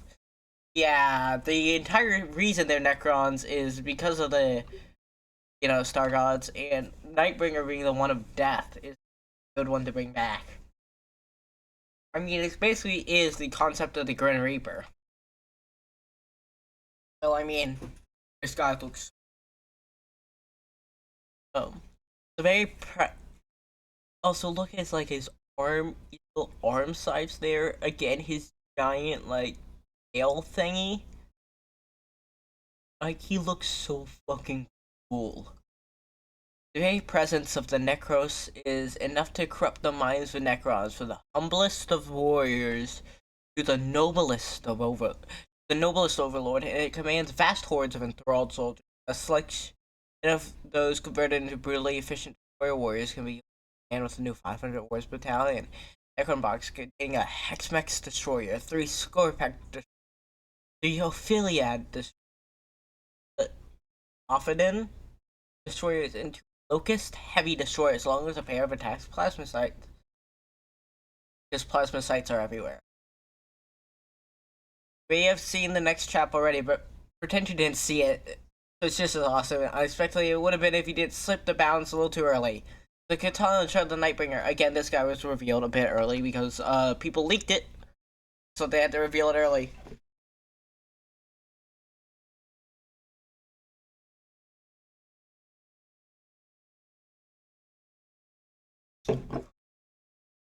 So I like that they lean into that instead of like acting like they didn't reveal it right before. It's the Katana Child the Nightbringer. You can see him like phasing in at the bottom. Forms of Necron scarabs around him, and he looks even more like the Grim Reaper here. Also love his scythe and the art. Art on that side. Him holding the scythe there, that's fucking cool, man. So fucking cool, I love it. Now even a premature reveal can't dampen out. Possibly coolest miniatures, I agree. A miniature of the year contender if we've ever seen one. Sorry, the Nightbringers are a scenario. Ultramarine. Get too excited. And a mentor can't wait to set special nightmare loose on the 500 worlds. Nightmares? Yeah, he has more than one chart. The battle between Titus and Necros RM and Detour is a seismic event big enough to command its own set of campaign books. I still hit it though. 500 worlds Titus. Captain Titus takes up arms in 500 worlds. Titus, the next major. I'm so glad my little brother. Alright, guys, quick lore. I have a little brother named Titus. So I'm so glad he isn't here right now, otherwise he'd be coming and running to me every time I said this. Captain Titus takes up arms in 500 Worlds Titus, the next major narrative expensive for 140k percent has a set of 4 books enclosed in a decorative slipcase. 500 Worlds Titus tells the story of the Ultramarine Reclamation battle the Vesperate front, where Titus and the Ultramarine second company are locked in a desperate struggle against a Necron force rife with the Destroyer force. Now, I loathe the Ultramarine. I don't like it. I hate the poster boys. I think a majority of Warhammer people do. I do love me some Necron, so I might actually get Titus. 500 Worlds Titus, 500 Worlds Titus Dread Incursion, 500 Titus, one of the Vesperot font, and the 500 Worlds Titus. Additions to the headline book packed with lore, miniature photography, and glorious new artwork. 500 Worlds Titus. That includes the Warmbat Esprit font, a complete campaign system for 40k that hits the 3 alliances southern bid to control territories and capture critical locations across a large campaign map, including it that. Also in the slipcase is Dread Incursion supporting action supplement with new map played, and a book of 6 new detachments. Lots to take in, and we can't wait to share more about these Cyberplex miniatures with you. Look, okay, the art for this already looks amazing. I really want to see more art of the Necrons, so I'm probably gonna. I love me Necrons. They are so fucking. And they're the only clankers I'd allow here. And Start New Armies is a Sunday preview that came out this. Okay? Start New Armies in Flash with bountiful battlefield boxes. These are some new previews. Starting on. Yeah, annual battlefield but Anza is here. Here with play to pre-order this week if you look to start a new army project in 2026 or just want a great price. So you got Krieg. None of these are new miniatures, but at least I don't think so. Yeah, but I mean these are the Battle Force boxes are genuinely good deals, at least for Warhammer. I mean.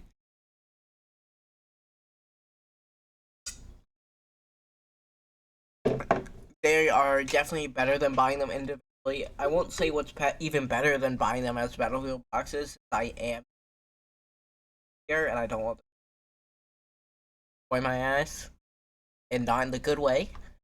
But you know, a lot of Krieg here.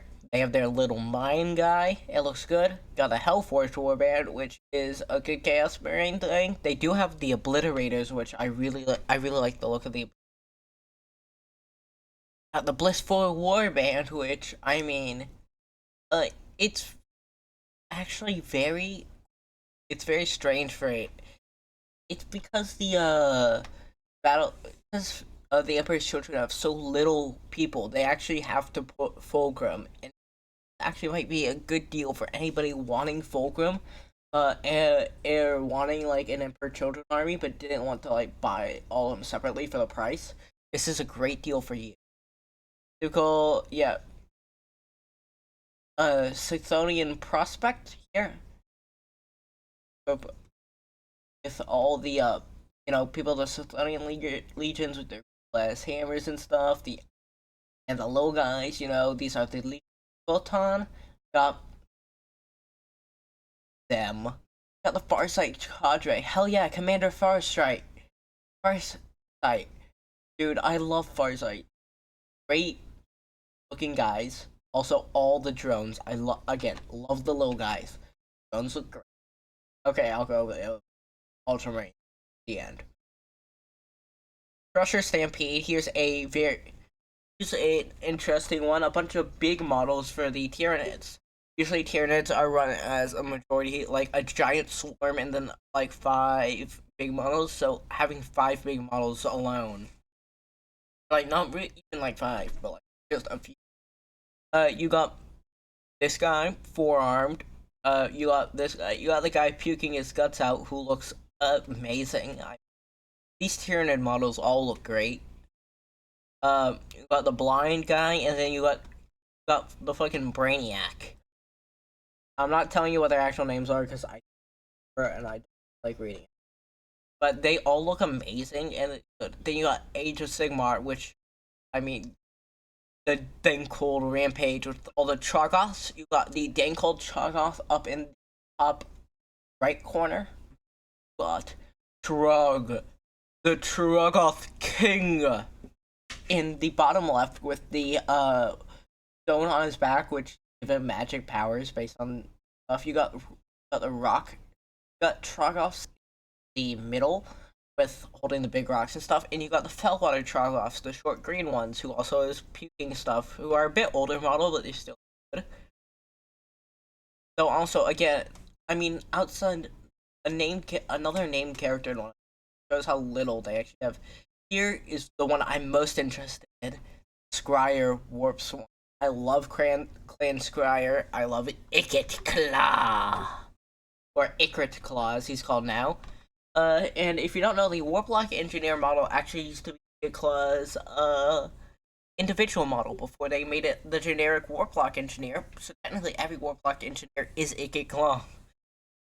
Anyway, it has the Giselles, it has Clanrats, it has all the machines. That's the one I'm most excited for. You got Lancer Crimson Cape, another one with a named character, which actually is not surprising for the vampire faction, since they have a shit ton of named characters. Actually, a shit ton. They have more than any other faction, even including guys the Stormcast as Farmers.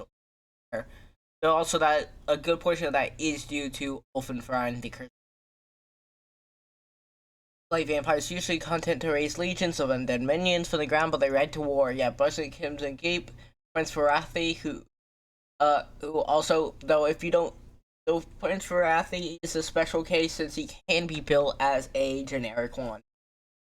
Now the Outcast Spike Grove, this one I get because the Outcasts are a very small sub-faction, and at least currently the Sylvaneth, led by, as Total War fans is graciously dubbed her Tree Blank.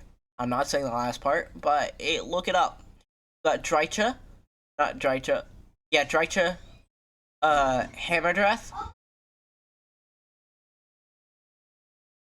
Great. Easier.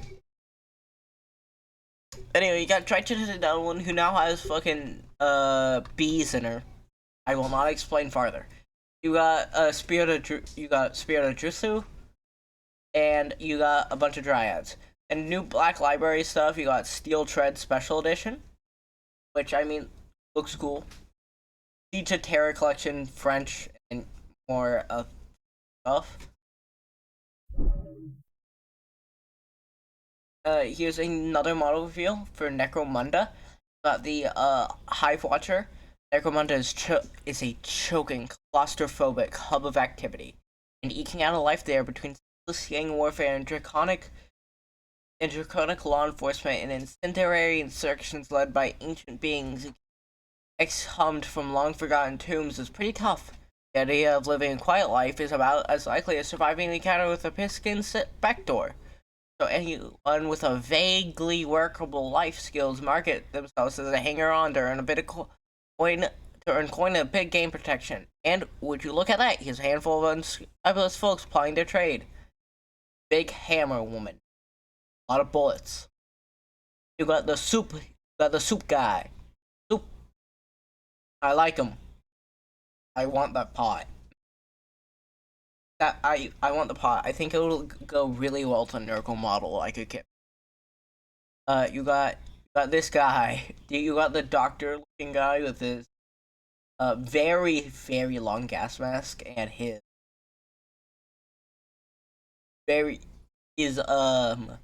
servo skull with a very long wire there. So I mean, hell, also he has like the orc doctor hand. You know what I'm talking about. Like, he has like the orc pain of the normal doctor hand. Fuck. It still looks cool. You got whatever the hell this guy's supposed to be. It's like a servitor, I'm guessing, since he has no legs and it's wires. So he has a gun. So yeah. And you got he has a blueprint, so he looks more like assassin. The ammo jack, okay, ace, flopper, dome, runner, rogue doc, also brand new hanger on, the ever vigilant hive watcher. Oh, so they are lookout over the hive. Available to any gang, the hive watcher knows every nook and cranny of Necromunda. No secret tunnel, hidden chamber, or lift escapes their knowledge, and with a keen eye for things that look even a little askew, they are paid handsomely to stay visual for gangs with their eyes of hive rule. Alright, I really like their mask here, and they put a lot of detail into like that blue. I love the wires on the servitor looking one. Yeah. On the servitor looking one, and those actual like hazard lines would be has to paint on, but they look great. As I mentioned, I love the goofy ass paint boy hand and the stupid long, like somebody grabbed the end of their gas mask and like taffy just stretched it. More rules. This is them in like a necromantic air. They look cool.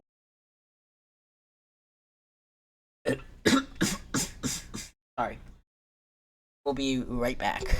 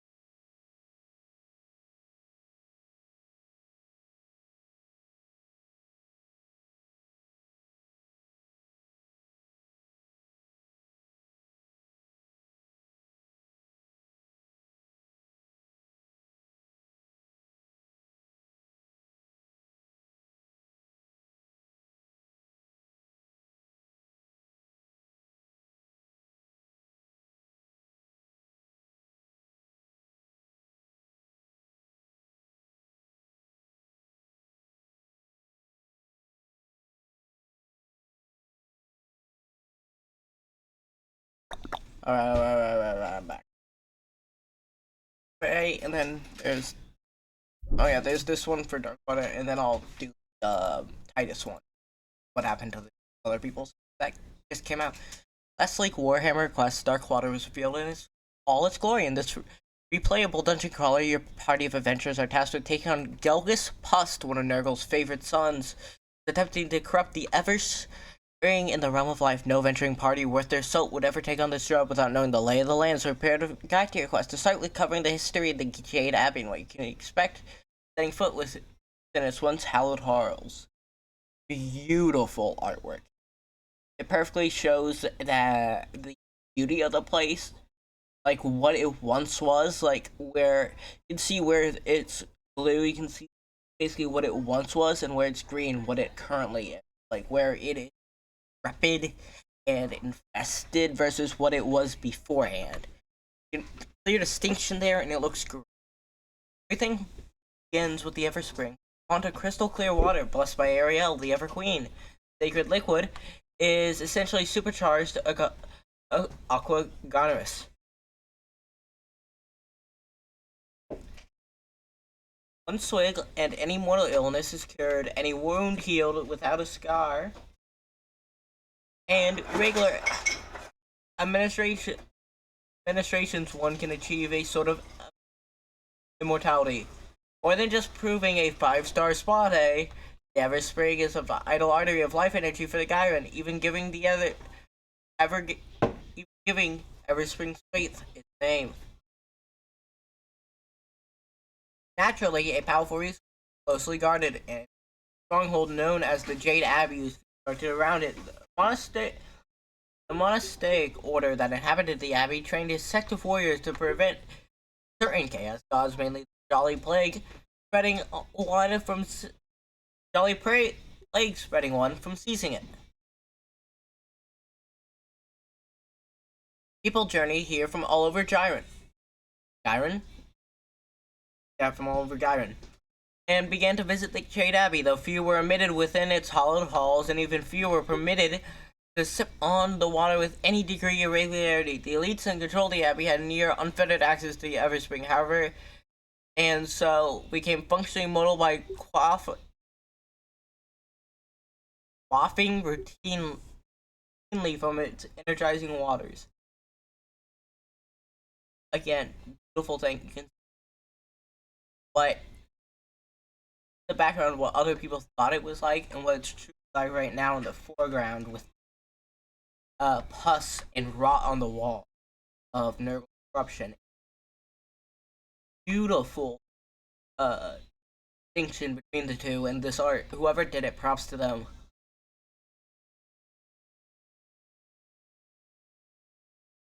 Now, when you establish a ruling body of immortal clergy, you're bound to ruffle some feathers. Enter Gelgus Pius, a priest with ambitions of becoming a high lecturer, terrified of dying without making his mark on the world.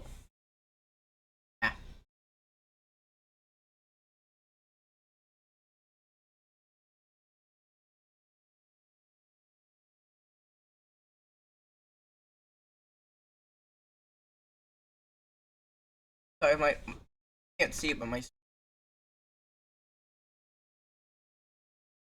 Alright, there. Alright, Gelgus the Pious, a priest with ambitions of becoming a high lector, terrified of dying without making his mark on the world. Gelgus craved a position of importance in the Jade Abbey. The funny thing about immortals is that they don't tend to retire. Resentment took hold of Gelgus, and his ambition began to poison his soul. Despair and arrogance are a potent combination. Together they provide a fertile ground for the influence of Nurgle to take Gelgus's heart.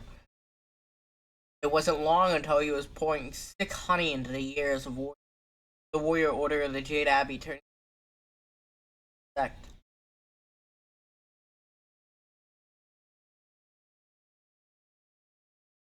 The view of you can see heroes, the Darkwater right there in the background, with the Manticore Knight at the front. On the side you can see the bird and the Durden or dwarf there. And here up front you see the things of Nurgle up here, and very good detail. I love the artist of this. Whoever did this, again, props to them. Are amazing at what they do. Gelgus the Pious eventually became Gelgus Pust, servant of the grandfather, and attempted to take the Jade Abbey. In a brutal betrayal, he failed, but his attack left the place a ruin that festered over the years, a supernatural lot slowly weakening its magical defenses. After a long campaign that saw Pust contaminate key ley lines, which are the magical lines of reality around the realms that keep them stable, which is how the know anything about AOS, how the Gnaw came to be. Skaven, they poisoned the ley lines of Ashkane, got half of got the area turned into a realm ruled by the Great Horned Rat. So poisoning ley lines is quite a big.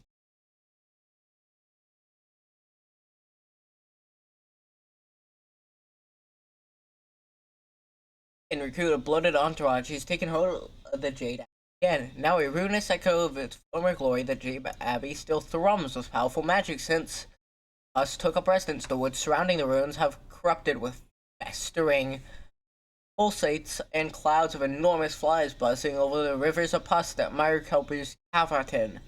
The Abbey's upper levels were all but destroyed in pus initials uprising centuries ago. Oh, and flooded passages and halls where the traps and covered in mildew, standing testaments to his sea. Here's the map. So you got the penitent cells, the Garlemald world, Belmach's Eye, Sorrowfall, the Gyron Stairs, the Oozing Halls, the Aqua, and the Vault of the Everspring, which the High Lector's quarters. Those bottom three seem to be the only like non-infected places left. You got Draken Mark Tower, the Gush, Saints Rest, which probably were the Cathedral of the Sacred Circle in Korsbloat Mire. Map is beautiful. See clearly where the underground stuff is and how much less it's infected than overground stuff, but even still, it's infected under too.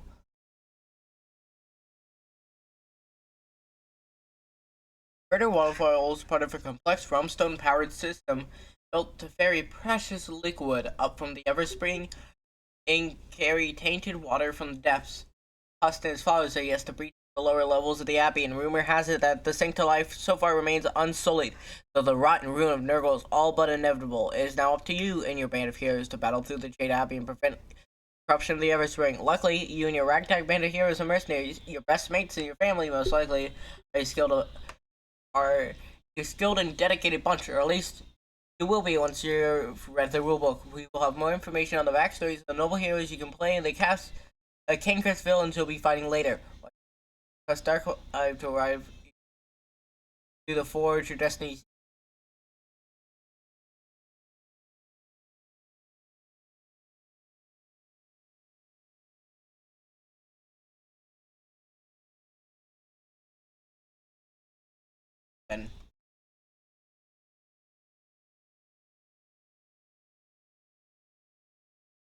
And here it comes how Titus became captain of the second company. Second time. With stunning reveal, the new Captain Titus minister, the revelation of the return to the captaincy of the Ultramarine Second Company, we're taking a look back at the renowned officers who occupied that position over the history of Warhammer 40k. The Second Company has quite a few celebrated captains in recent years. Where do they all fit? We'll start with Battle for a moment. The final Ultramarine in the broad canon of the 41st millennium.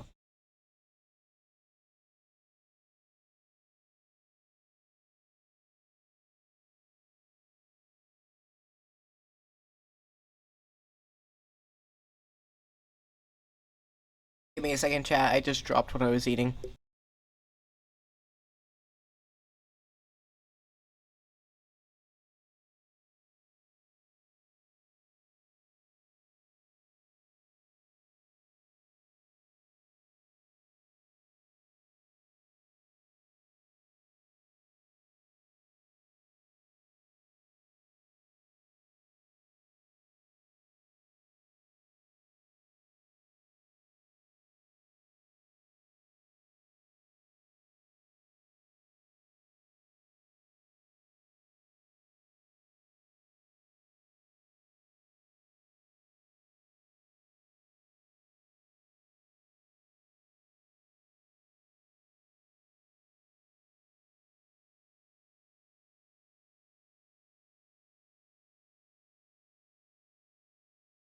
Sorry, chat. I'm trying to clean up the mess.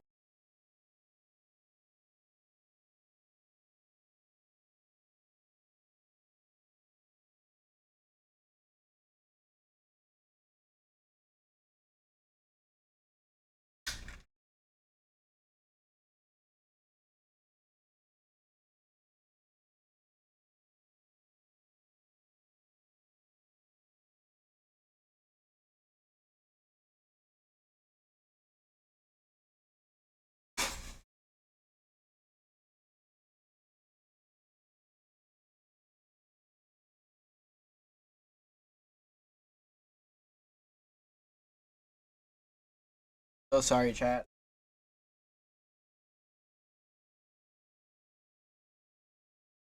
Times and it.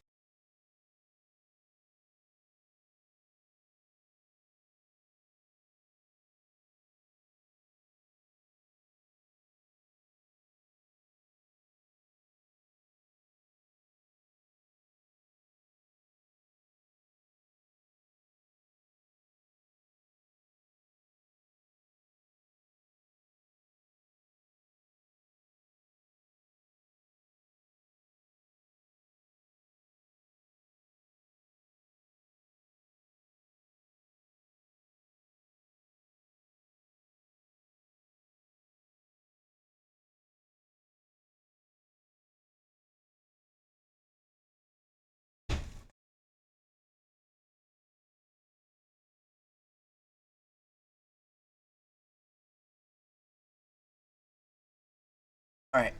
Service Augment, though better known as captain of the Ultramarines Veteran First Company.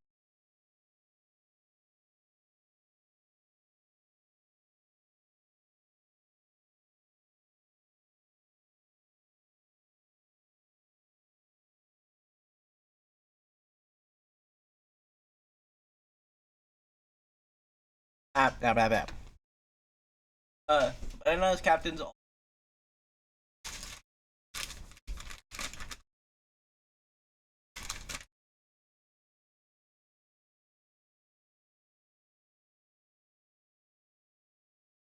Veteran First Company. Severus Augment commanded the second company until the previous first captain, Saul Invictus, was killed at the height of the Battle for Macragge. More than 250 years before the opening of the Great Rift. Most recently has been appointed to the position of Tetrarch by Rabute Gilliman in order to reclaim Ultramar's northern border, a task perfectly suited boundless experiences. Lucian Trajan, Captain Trajan, was accompanying the wake of Agamemnon's promotion.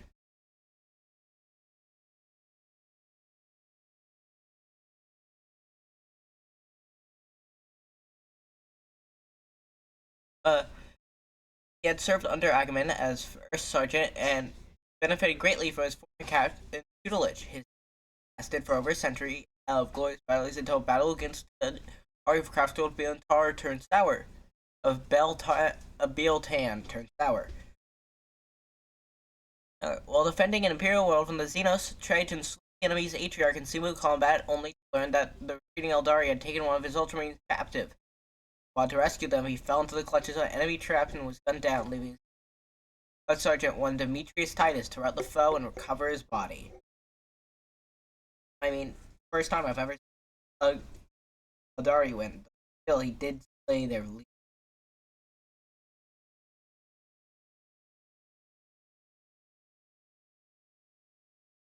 Eldari got somewhat. Well, they lost a lot to get. Guys, this stream was not meant to. Trying to step.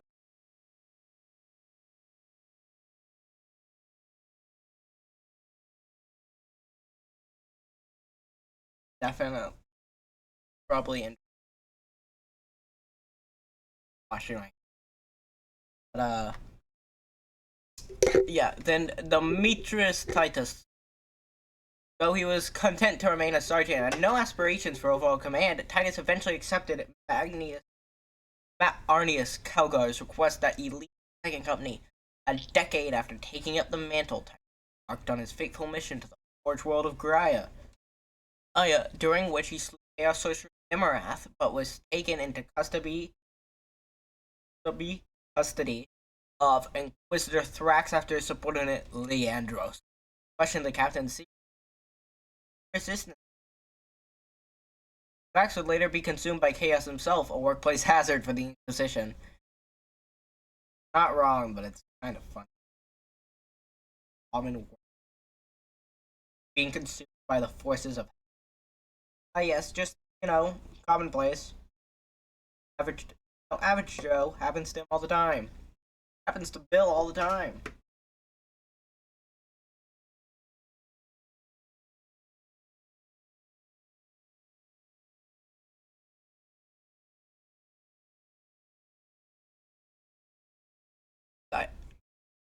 Yeah.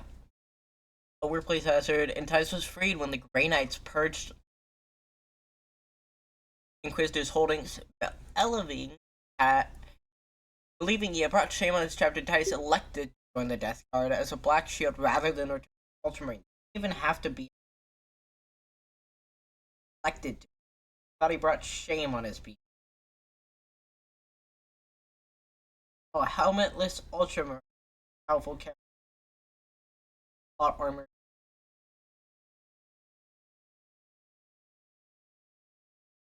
Cato Sicarius.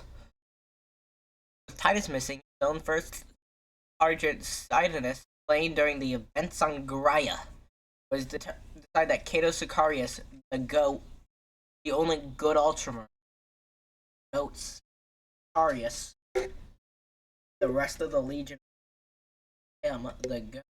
I get why people don't like it. No.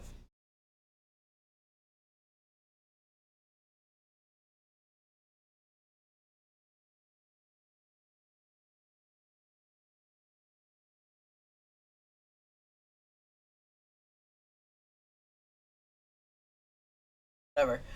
With Titus missing his own first sergeant, blah blah blah, slain during the events of Gaia, Cato Sicarius would take up the reins of the second company, exemplary martial skills and compromising service to the chapter, aka being in a million places at once, where he literally, physically, timeline couldn't be. Like, he was like in 4 different, technically, so long. Warhammer was stuck on the 40,999. He was in the same. He was on like 4 different corners of the galaxy in like a year, and that's fucking hilarious. He accumulated many honors and awards during his time leading the company, such as earning the Valor Crest and being hailed as Knight Champion of Macragge. Sicarius' captaincy covered many decisive campaigns for the Ultramarines, including the notorious Damos and the returned Primarch Rabuti Gilman's Terran Crusade, which Gene Stealers and Chaos came to Terra after the whole galaxy being split in half by the big ass Chaos Storm, that little accident. And that was the Terran Crusade. They worked along 10,000 blanking custodian studies. And after being dispatched back to Macragge, the first host of Primaris Space Marine, Warhammer's cash grab, his ship was lost in the warp for 5 long years, during which time the Ultramarines declared Sicarius missing in action and called a new captain in his place. Captain missing for 5 years. Severtus Archaeon. This is one we saw in the other one. I need 10 men for this operation. I can spare not but men. Like many captains, Severus Archaeon was doing officer under his predecessor, but not with Cato Sicarius. His faithful voyage was swallowed up by the thrashing of the Great Rift. He led the Separate Company through many of the defining conflicts of the early and Dominus Crusade. Auction on Vigilus within Pariah Nexus, Using the prior Nexus, they were cutting off people thing from all the warp. Like seriously, people are going brain dead. Their soul is warp at least a little bit. That's why human warp has to exist. But no, Necrons, their mechanical bodies technically don't have souls. Therefore, they don't need the warp. That means the Pariah Nexus cut off a warp. So that could happen. That was pretty. What happened in Pariah Nexus? Factions. You had the Chaos, you had Necrons, and you had my boy Belisarius Call. All being a launch their fucking super weapons. Yeah, he was in Prime Nexus. He was in Ultramar during the Plague Wars, which, I mean, that's where the Death Guard really shined and got models. Okay, nice. And was in the Fourth Tyrannic War. Most famously, commanded the company when Titus was reclaimed during the wars over the Redestus system. You may have encountered him yourself while playing 40,000. Arcane's illustrious service came to an end on the high world of Trag, a vital and loyal stronghold safeguarded the Pyromont system from Tyranid and after a Mutorium survey vessel and its escort of Morgarian Iron Guard disappeared, letting out a single psychic scream before vanishing without a trace. Arcane led his strike force to investigate, accompanied by his decorated lieutenant brother. They found was a powerful Jane Stellar cult embedded in the primary hive there, etching from the Undercity all the way up to the spires, poised to crack open the world's defenses when the Tyranids arrived. Folks uprising had already begun and threatened to spread across the planet in order Arcane choose to activate the hive's anti-atomic lockdown protocols, sealing the entire force inside the city with the cultists.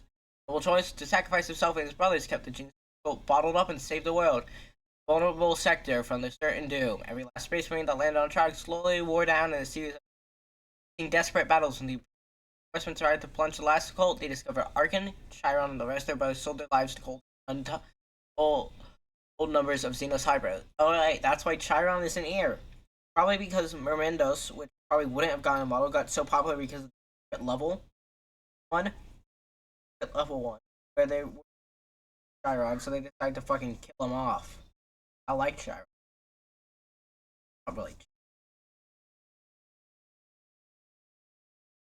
Demetrius Titus, again.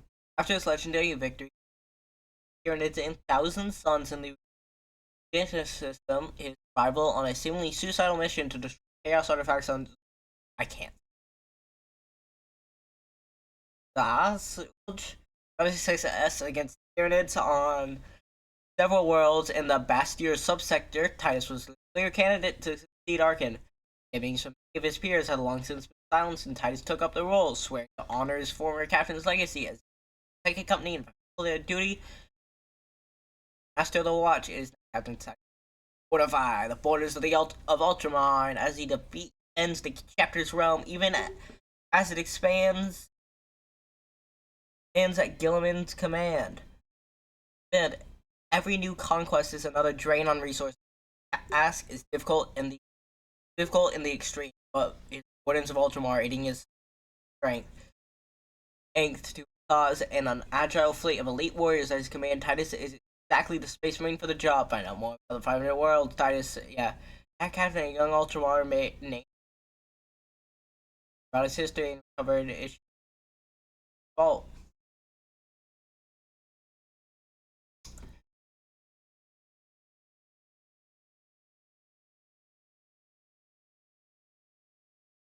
Master of Right Nom. Wait, there's a sister battle in Warhammer. Cool. Wait, are we playing as a sister? Or are we playing as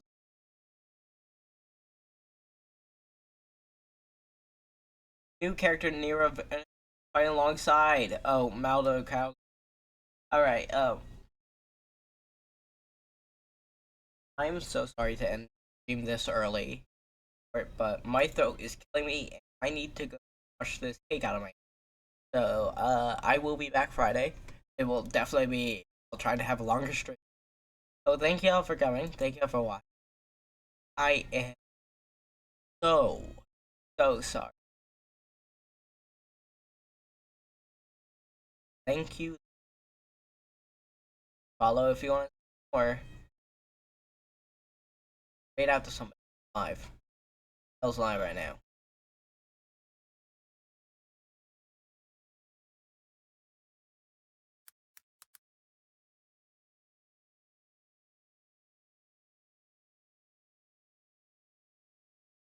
All right. On. So sorry.